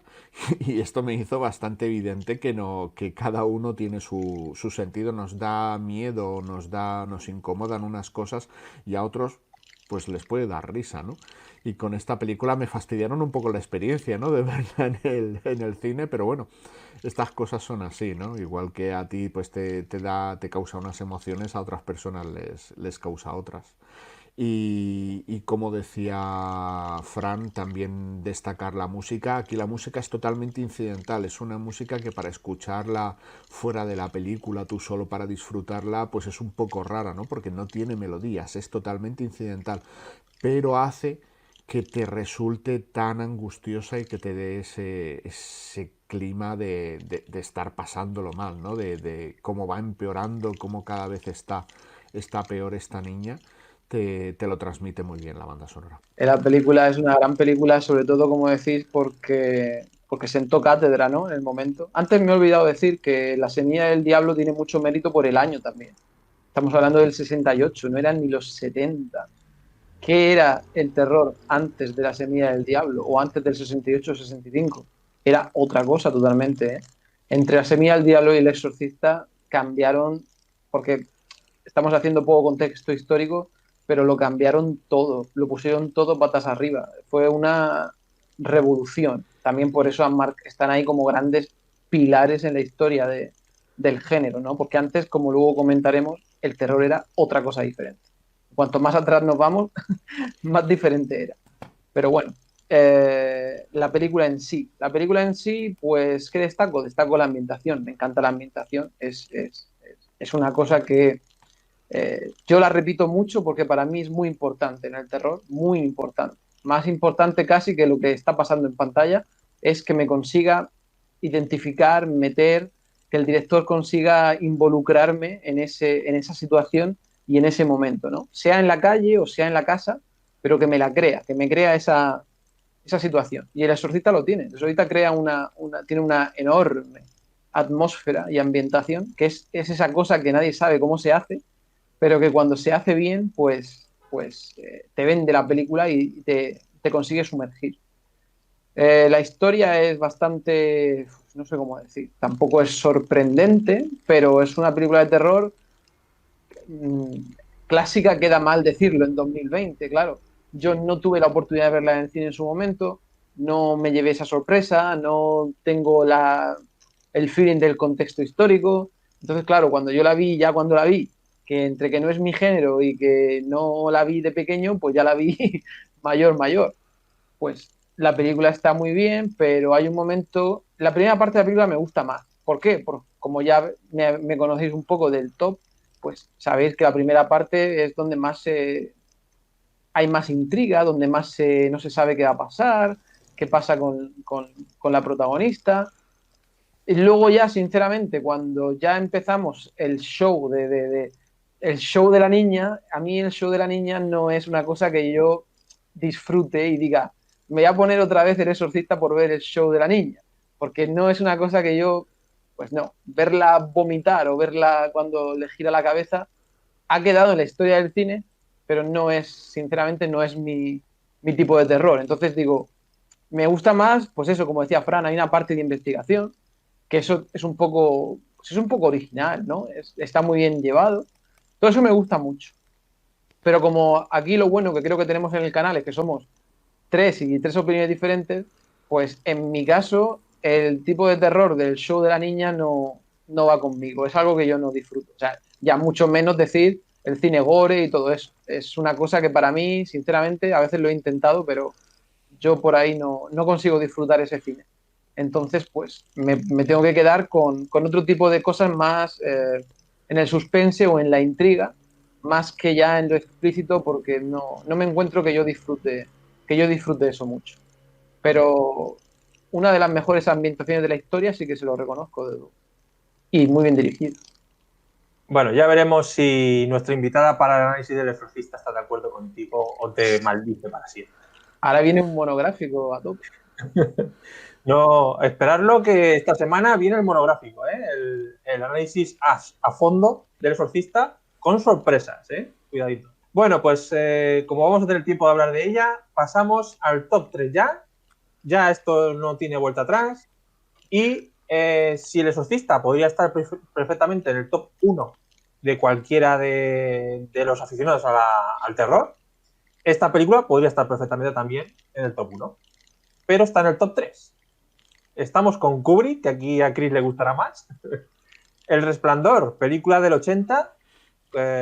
Mira, cuando nací yo, el 80, ya tengo película para decir estos tops que suelen decir de película que recuerdas del año de tu nacimiento. Pues mira, El Resplandor. Kubrick, Nicholson. Es que es otra atmósfera totalmente terrorífica. Tenemos al Hotel Overlook como gran protagonista de esta historia, otra vez familiar, pero es que es verdad que el terror al final ¿a quién afecta? Pues nos afecta a nosotros, y nosotros pues normalmente vivimos en familia, vivimos con los padres, con los abuelos, con los hijos, con los hermanos, y al final ¿a quién afecta ese terror, no? O que te pasen cosas malas, pues a ti y a la gente cercana que tienes. Entonces, pues El Resplandor, pues eso, no vamos a contar la historia ya, pero vamos, tenemos esta familia con el niño que tiene un don especial, que es una de las características que tiene este Danny Torrance, ¿no? La familia Torrance, que se enfrentará al miedo de una casa, bueno, un hotel, en este caso un hotel encantado. Para mí es una de las grandes películas de terror, sin duda. O sea,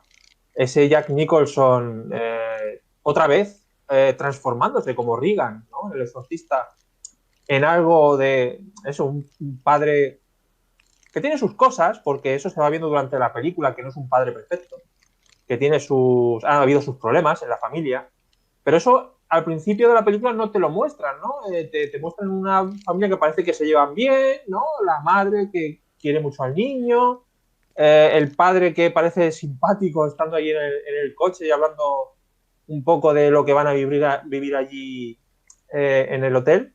Otra vez la soledad, otra vez se juega con el tema de cómo la mente puede trastornarse en un lugar que tiene algo ahí, ¿no? La sugestión, ¿no? De vivir solo, el aislamiento y el tiempo. No sé si esto nos podría venir bien con lo que estamos pasando ahora.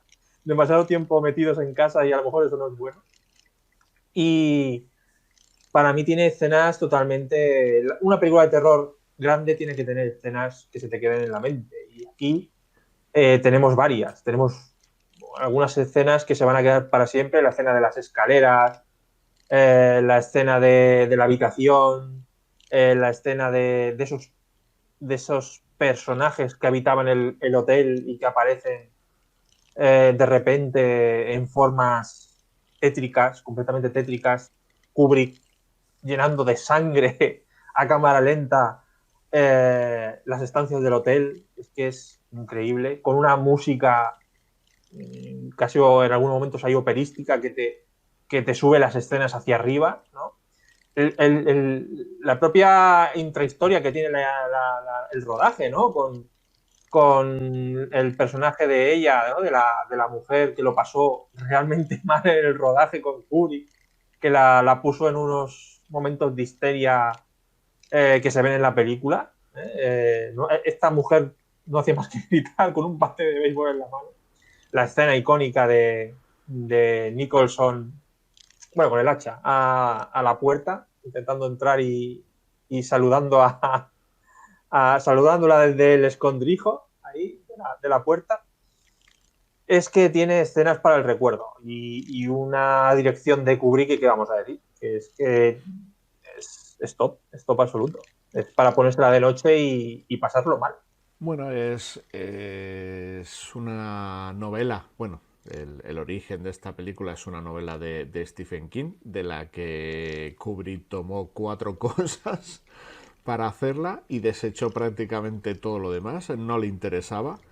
Yo creo que ya había tomado desde hace unos años, Stanley Kubrick había tomado esta tónica de hacer lo suyo, ¿no?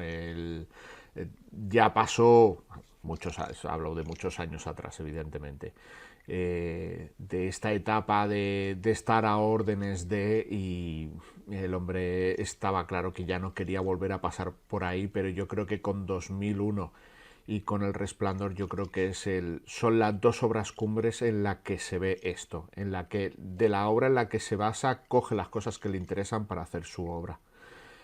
Y también se nota mucho igual que en 2001, esa intención de no ser evidente, de dejar que cada uno se monte la película en su cabeza, de sugerir más que de decir, ¿no?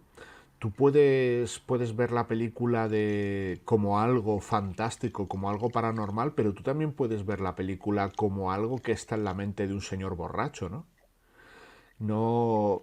Y era parte de ese juego. Quizás aquí la parte del final, no la voy a decir por si alguien no la ha visto, quizás la parte del final es lo que quizá no encaja en eso, que es una cosa que siempre se han preguntado el por qué, esa imagen final, porque sí que te daría la vuelta y sí que te diría, no, la versión correcta es esta, pero si coges el resto de la película la puedes interpretar como sí, el hotel está encantado, hay algo paranormal, o esto es la mente de un borracho, es alguien violento, cuando bebe alcohol se transforma, se convierte en otra persona y se desquicia, ve cosas, ve a gente, habla con ellos y realmente no están ahí.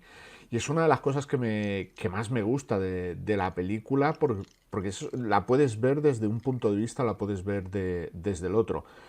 Hay que decir que fue un gran éxito de taquilla, pero la crítica la vapuleó totalmente. Incluso estuvo nominada para los Razzie con varios premios. O sea, esta película se ha convertido en un clásico, como decías, podría estar en el número 1 de cualquier lista, pero sí que en su momento, pues como le pasó a la cosa, ¿no? En su momento no se vivió así, ha sido con el paso del tiempo.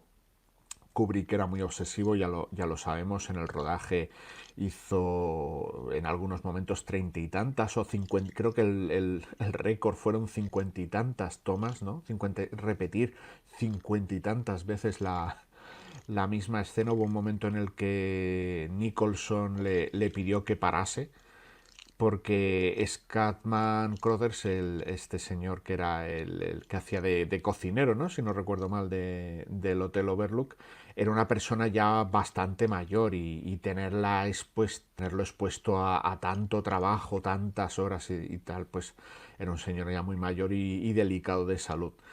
Pero claro, este hombre entraba en estado de obsesión por hacer su obra, hacerla como él quería. De hecho, como decía, desechó mucho de la novela, pero en contra metió muchos detalles y muchos guiños de obsesiones suyas y de ideas suyas que están en la película. Hay un documental sobre esta película que os recomiendo, que meten... Yo creo que hay muchas cosas de las que dicen en el documental que son un poco inventadas de los que lo han hecho, pero sí que es verdad que hay otras muchas cosas que están ahí y que son totalmente ciertas y son sus guiños y sus historias y cosas que metía que es como obra suya total, que es y que prácticamente pues eso, de Stephen King aquí casi no queda nada. No hay sustos, es un drama familiar, como decía Fran. eh, yo veo ya detalles, no sé si os pasa lo mismo, yo veo ya desde el principio detalles de ver que este hombre ya ha pasado por problemas antes, o sea, estos problemas no le vienen de llegar al hotel, este hombre ya era así, ¿no? Ya le pasa algo, no es totalmente normal.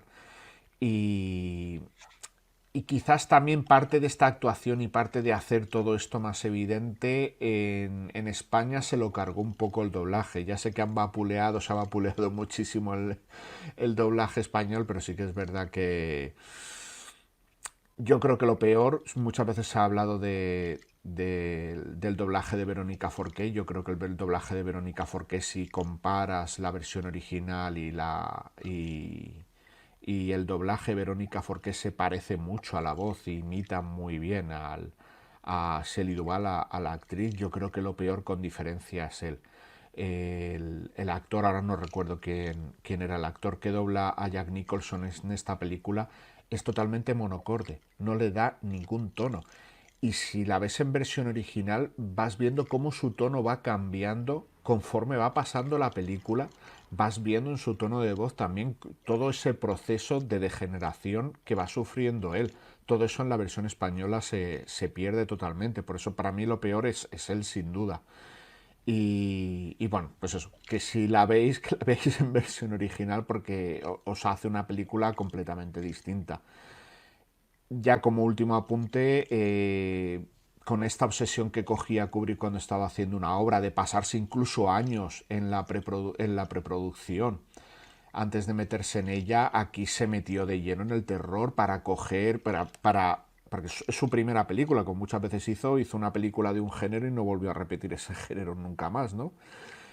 Aquí le ocurrió, era la primera película de terror en sí que hacía y se metió de lleno. Y en esta película, por ejemplo, vemos estos zooms tan rápidos y tan de los 70 y del giallo italiano y demás. Todo esto lo cogió, que también se le criticó, se dijo que pues como que era muy evidente, no era de un director de técnica clásica y demás, hacer estos zooms tan sesenteros y tan italianos y tal.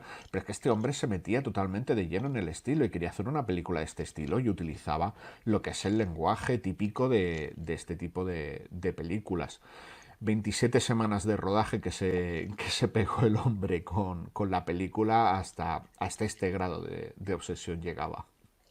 Sí, este hombre era tan controlador que hasta eligió él mismo, de hecho eligió a Verónica Forqué, o sea, él eligió a los dobladores de la película para cada país.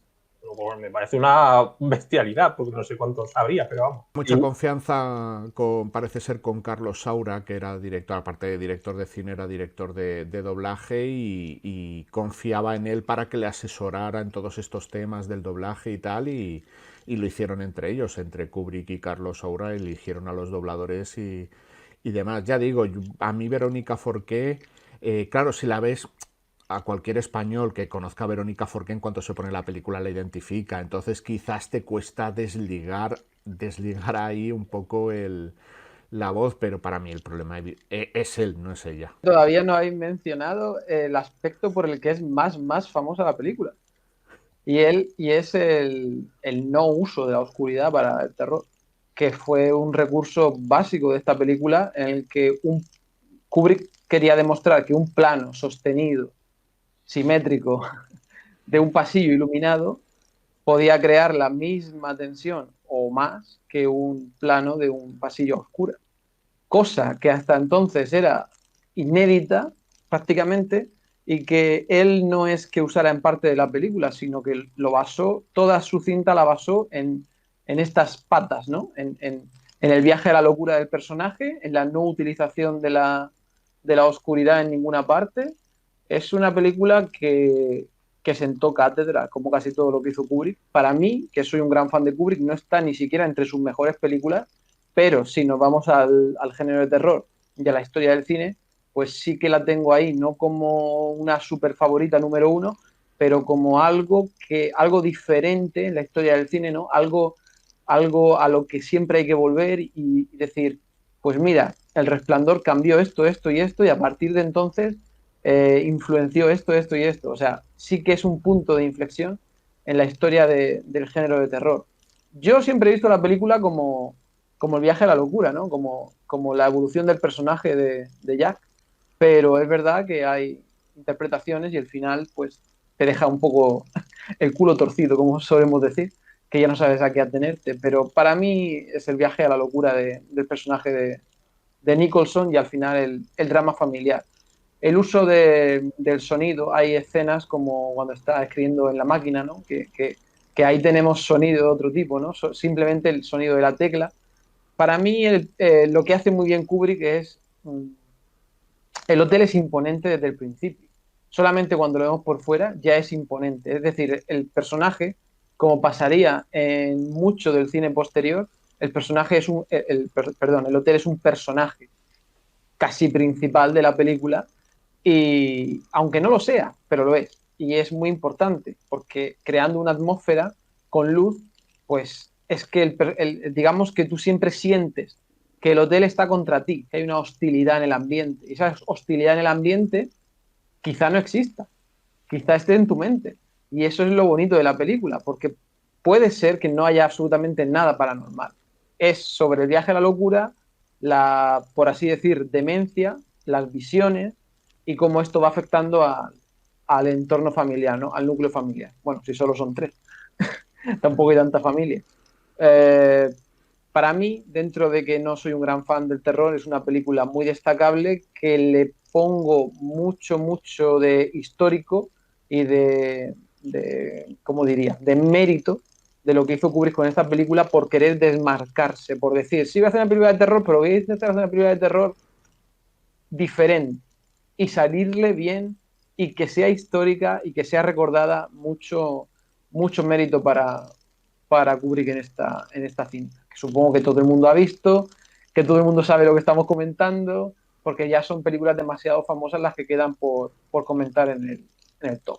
Pues nos vamos a la posición número 2. En este caso tenemos otra vez el dilema de si es terror, no es terror, si... Habrá gente que dirá que no, habrá gente que dirá, anda ya.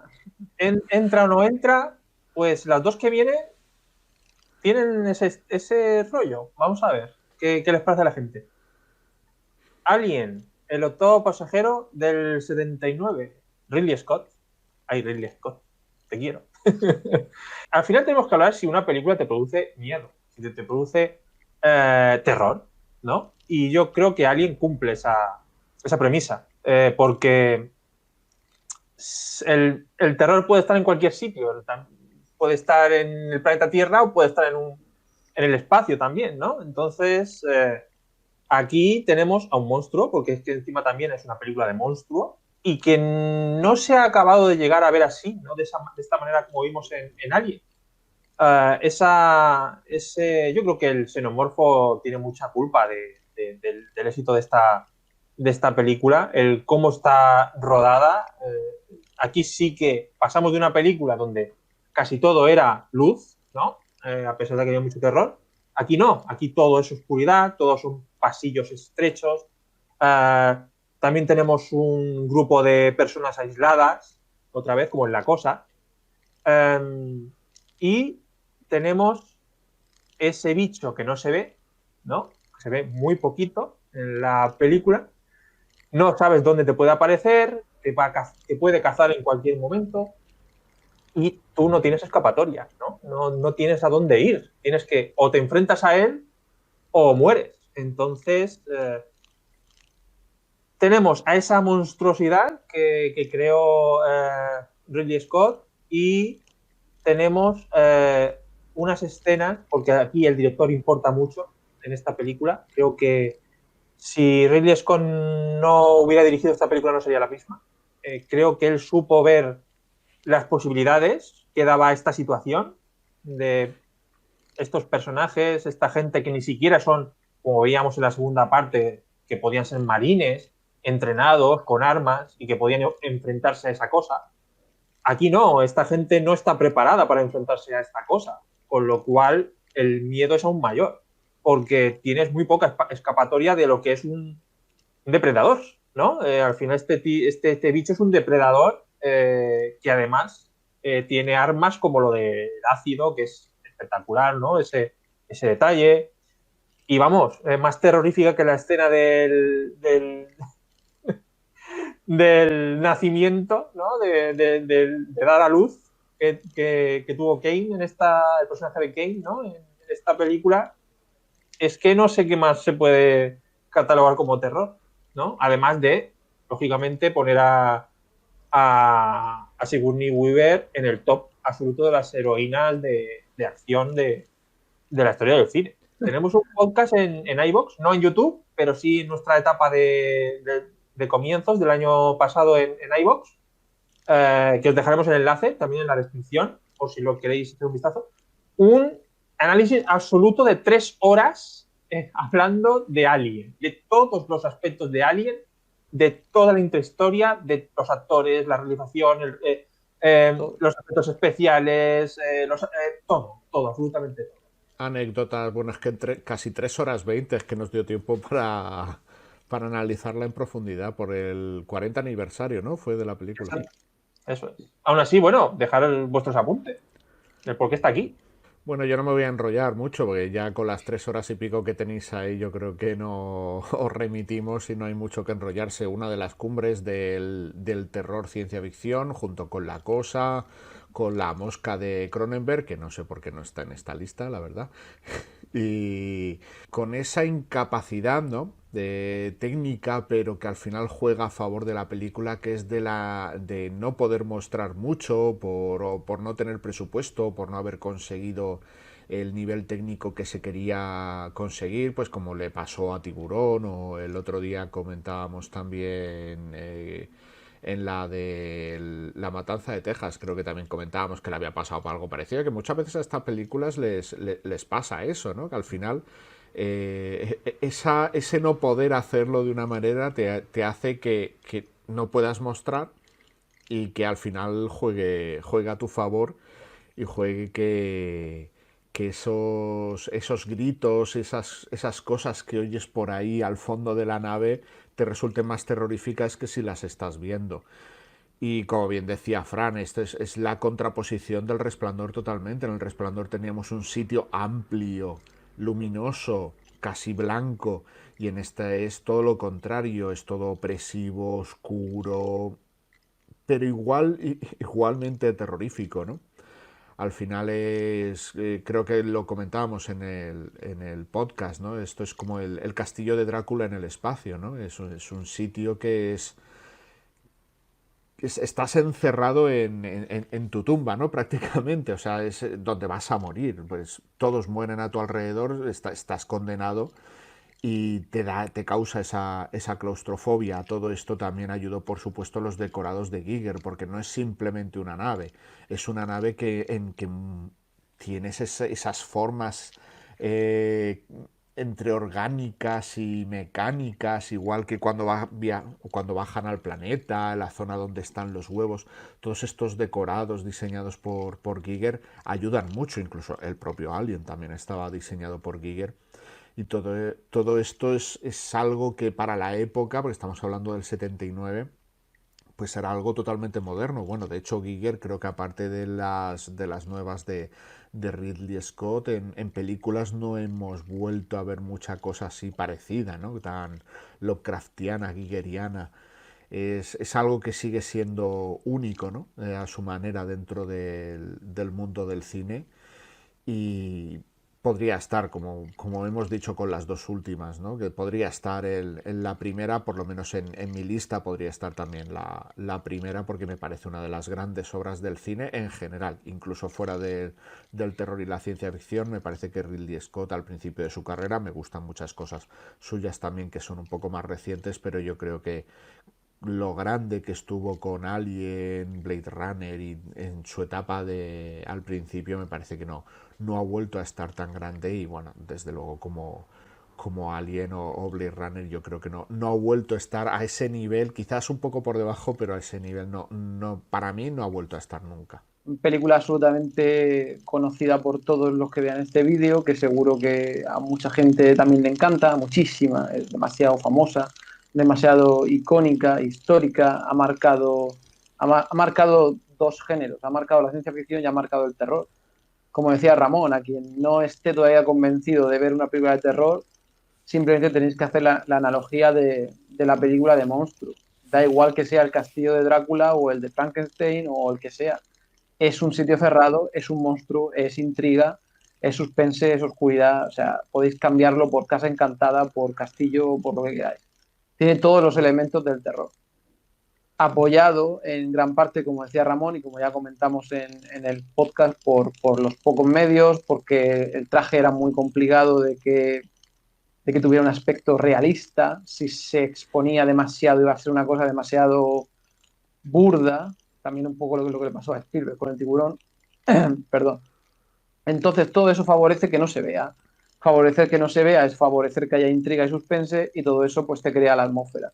Yo tengo que decir, para no repetir todo lo que habéis dicho, de que tuve la suerte el año pasado, antes de grabar nuestro monográfico, de ver la película con mi mujer para tenerla fresca, y nunca había visto a alguien. Sí, encontré a alguien que no había visto nunca a alguien. Y puedo deciros que es que funcionan los sustos de una manera. Funcionan de una manera que saltas del sofá. Es que funcionan perfectamente. Si podéis encontrar a alguien que no haya visto aún la película y ponérsela, lo vais a pasar muy bien. Porque es que la gente sigue saltando del sofá. O sea, la película funciona, la tensión la crea el director de una manera magistral.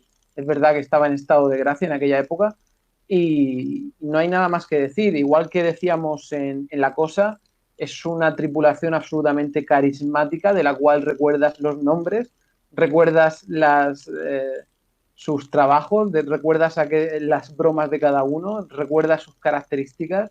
Es muy difícil crear algo tan personal y que trascienda décadas y décadas de personajes recordados, de fandom, de que la gente sigue teniendo hoy 10, 15 años y se hace fan de Alien. O sea, es top en la historia. Y eso es de lo que trata este vídeo, ¿no?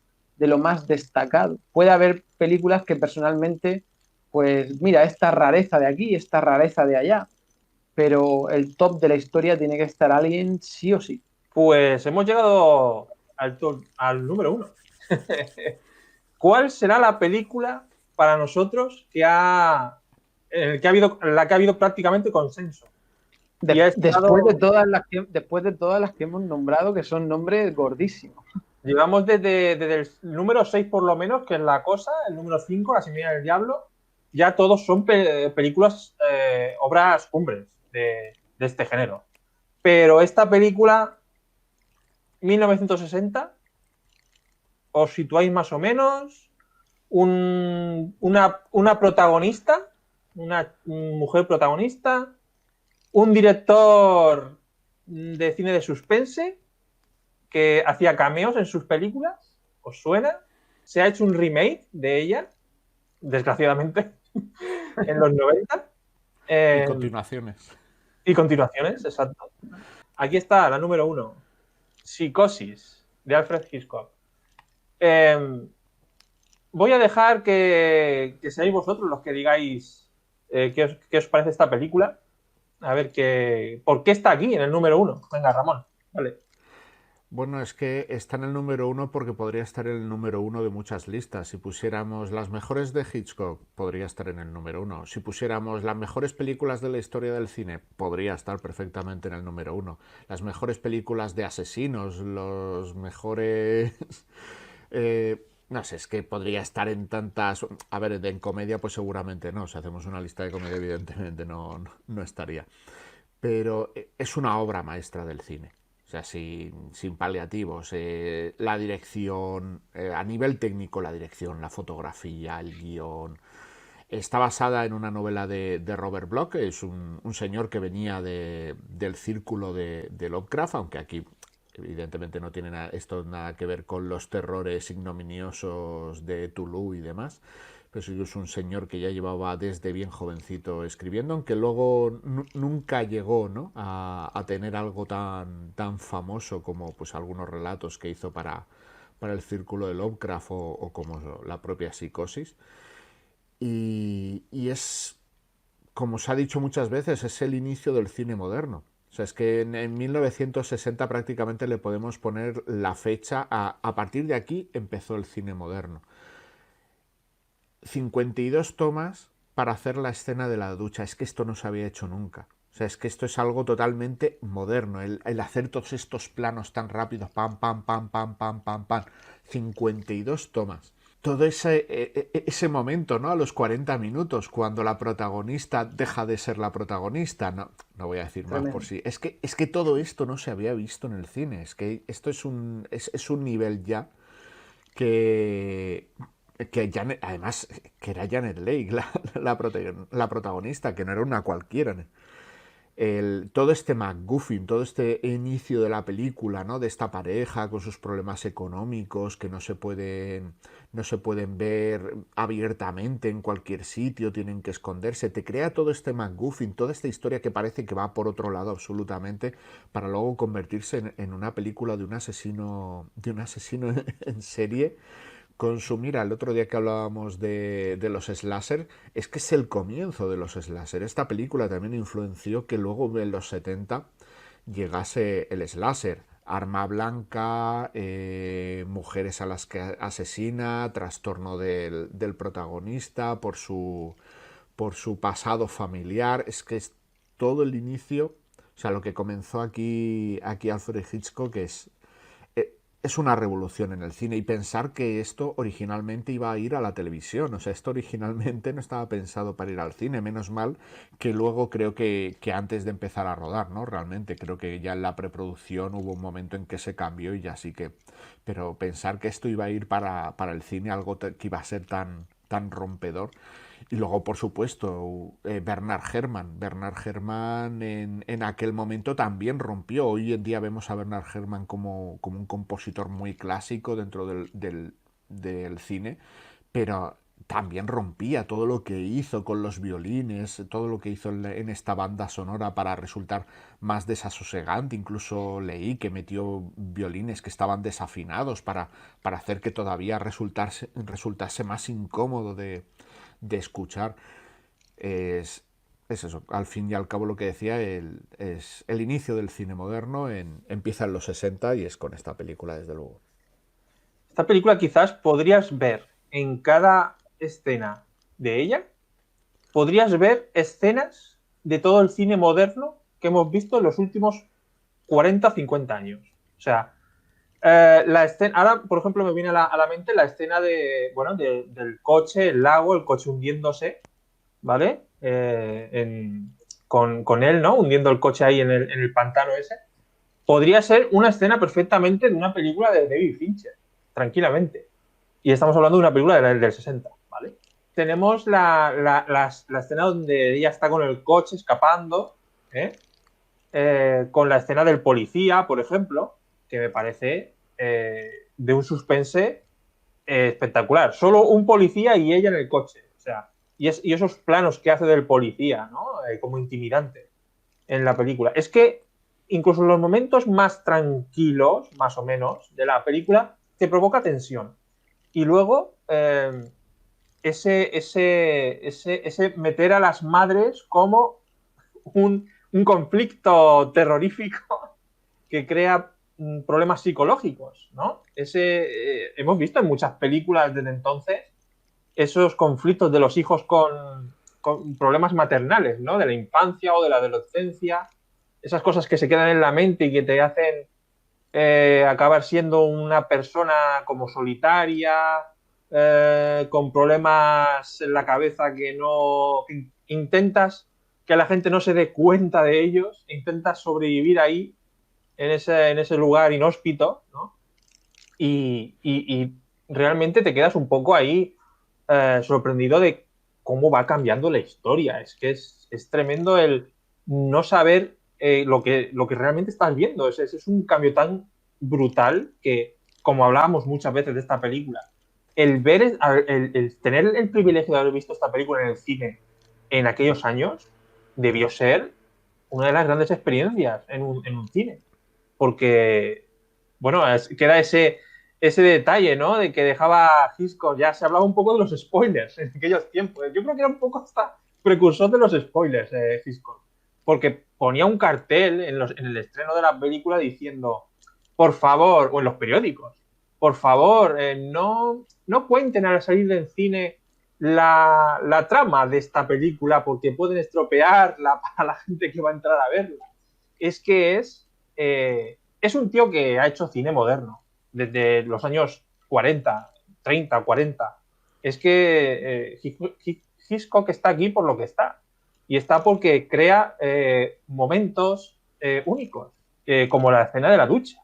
Esa escena, como ya decíamos, es que es terror puro.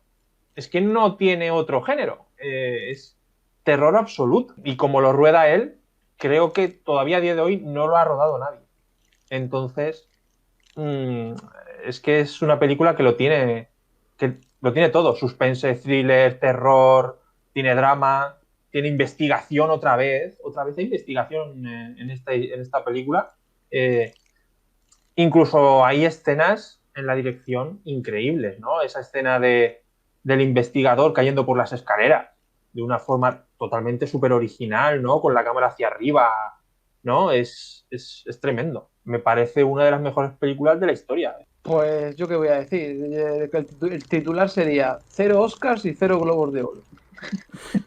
Ese sería el titular de Psicosis. No, para que esto viene muy bien para relativizar siempre la historia esta que tenemos con los premios y las nominaciones y las galas de premios y y los críticos y no sé qué.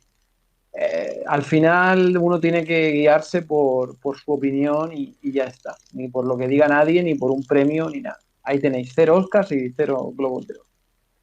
Al final está muy bien ella, pero la película se volvió inolvidable por Anthony Perkins. Anthony Perkins, su personaje, y tampoco podría ser otro actor. Es uno de los miedos de la película es a confiar, ¿no? En alguien en alguien que parece tan bueno y tan, y tan amable y tan dispuesto a ayudar, ¿no? El personaje de Anthony Perkins y algunos fotogramas de la película son auténtico terror. Porque la película la estás viendo y no te das mucha cuenta, pero hay algunos fotogramas, si los buscáis de Psicosis, fotogramas parados que duran muy poquito, que son tremendos, son terroríficos. Esa mezcla de Perkins y la madre. Es una película. Ramón, lo que ha hecho Ramón antes me ha gustado mucho, de decir, podría ser la mejor película en muchas categorías. Podría ser el mejor blockbuster también. Es una película absolutamente de entretenimiento, porque Hitchcock no sabía hacer otra cosa que entretenimiento. No es una película, ¿cómo decir?, elevada o erudita o filosófica, es una película de entretenimiento para todo el mundo. Hitchcock estaba muy, muy al tanto de que las salas se llenaran, de que fuera todo el mundo a verla. Él no estaba en ningún círculo de superélite no sé, por ejemplo, como estaba en aquella época los franceses, ¿no? Él no estaba, él quería llenar la sala, que todo el mundo fuera al cine, que todo el mundo se lo pasara bien. Y otra cosa que hacía Hitchcock, aparte de lo del cartel de los anuncios de por favor no cuente la historia, tampoco quería que nadie entrara al cine tarde. Esta película es muy importante verla desde el primer frame, desde la primera escena, cuando empieza ella, el dinero. Tampoco dejaba entrar a nadie al cine si llegaba un par de minutos tarde. Era otra de sus obsesiones. Hay una anécdota con Psicosis muy, muy graciosa que en el estreno él contaba después cómo él, no me acuerdo si entró a ver la película o no. Creo que entró, pero se salió 5 minutos antes de la escena de la ducha. Y se puso, yo es que me lo imagino, cómo se puso allí detrás de la puerta, ¿no? Detrás del telón, a mirar el reloj, así como diciendo, bueno, quedan 3 minutos, quedan 2 minutos, queda 1 minuto. Y cuando la gente soltó el grito de espanto, él estaba como, vale. O sea, él quería ver la reacción, quería oír la reacción. Le importaba más eso que cualquier opinión posterior de la película o cualquier crítico ni nada. Él quería ver si la gente, si la sala se quedaba estupefacta con lo que había hecho, si él conseguía remover a la gente, si él conseguía sacudirlos, que básicamente es lo que él quería. Ahí tenéis todas sus declaraciones, ¿no? Al espectador hay que hacerlo sufrir lo máximo posible, hay que llevarlo al límite de lo humanamente posible, que es su sufrimiento. Era alguien que entendía el cine como entretenimiento puro y eso no hay que olvidarlo. Cuando a veces hablamos del cine en un tono del entretenimiento, en un tono un pelín despectivo, quizá yo el primero, Hitchcock, cuando lo tengáis en mente o cuando lo nombréis, no olvidéis nunca que su máxima del cine era que fuera toda la familia y entretener, entretener.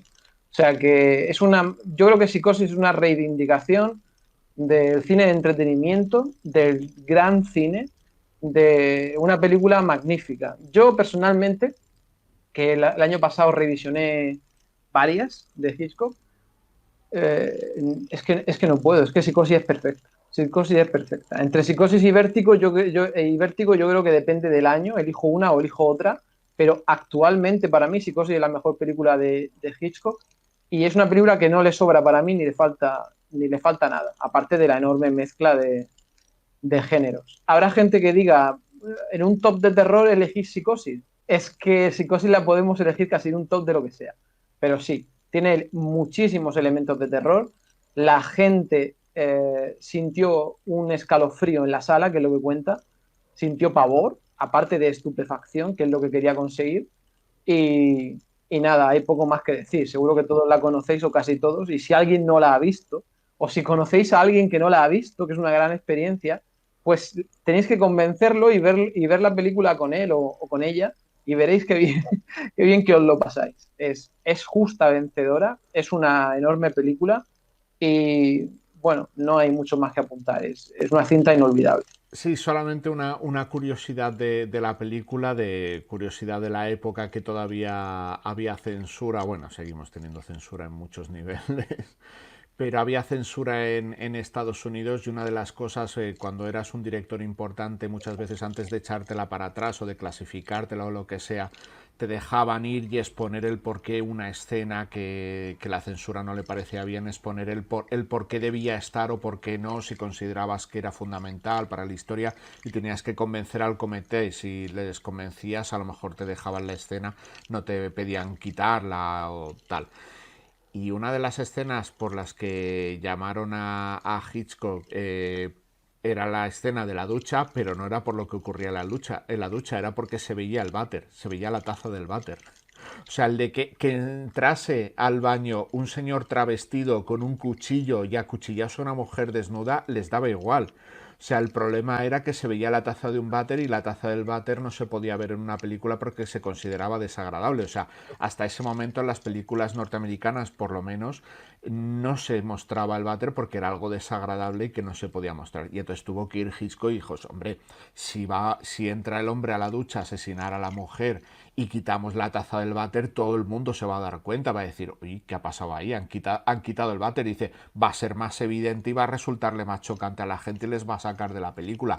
Y consiguió convencerles así, y por eso Psicosis es la primera película, al menos estadounidense, que aparece una taza de un retrete. O sea, es algo absurdo. Cuando lo leí me pareció tan rocambolesco y tan absurdo, pero me pareció curioso. Estamos aún dentro del código Hays. Quiero decir, creo que fue hasta el 66, 7 por ahí. Entonces, imagino que dentro de... Sería uno de los apartados, ¿no? El de, por ejemplo, el de vulgaridades o el de algo así. Bueno, pues niños y niñas, ya sabéis. Al final, todo el cine de terror se resume en si aparece o no una taza de váter en una película. Ahí está el verdadero terror. Espero que lo hayáis pasado bien. Si habéis llegado hasta aquí, enhorabuena. y, y nada, nosotros os esperamos para la siguiente. Creo que va a ser divertido hacer el análisis del Exorcista. Creo que nos lo vamos a pasar bien y espero que os vengáis con nosotros dentro de unos días. Así que os esperamos. Ya sabéis, cualquier cosa nos dejáis en la caja de comentarios, os dejamos los enlaces para que investiguéis un poquito más de todo lo que hemos hablado. Y nada, un saludo a Ramón y a Cris y nos vemos en el siguiente. Hasta luego. Hasta la próxima.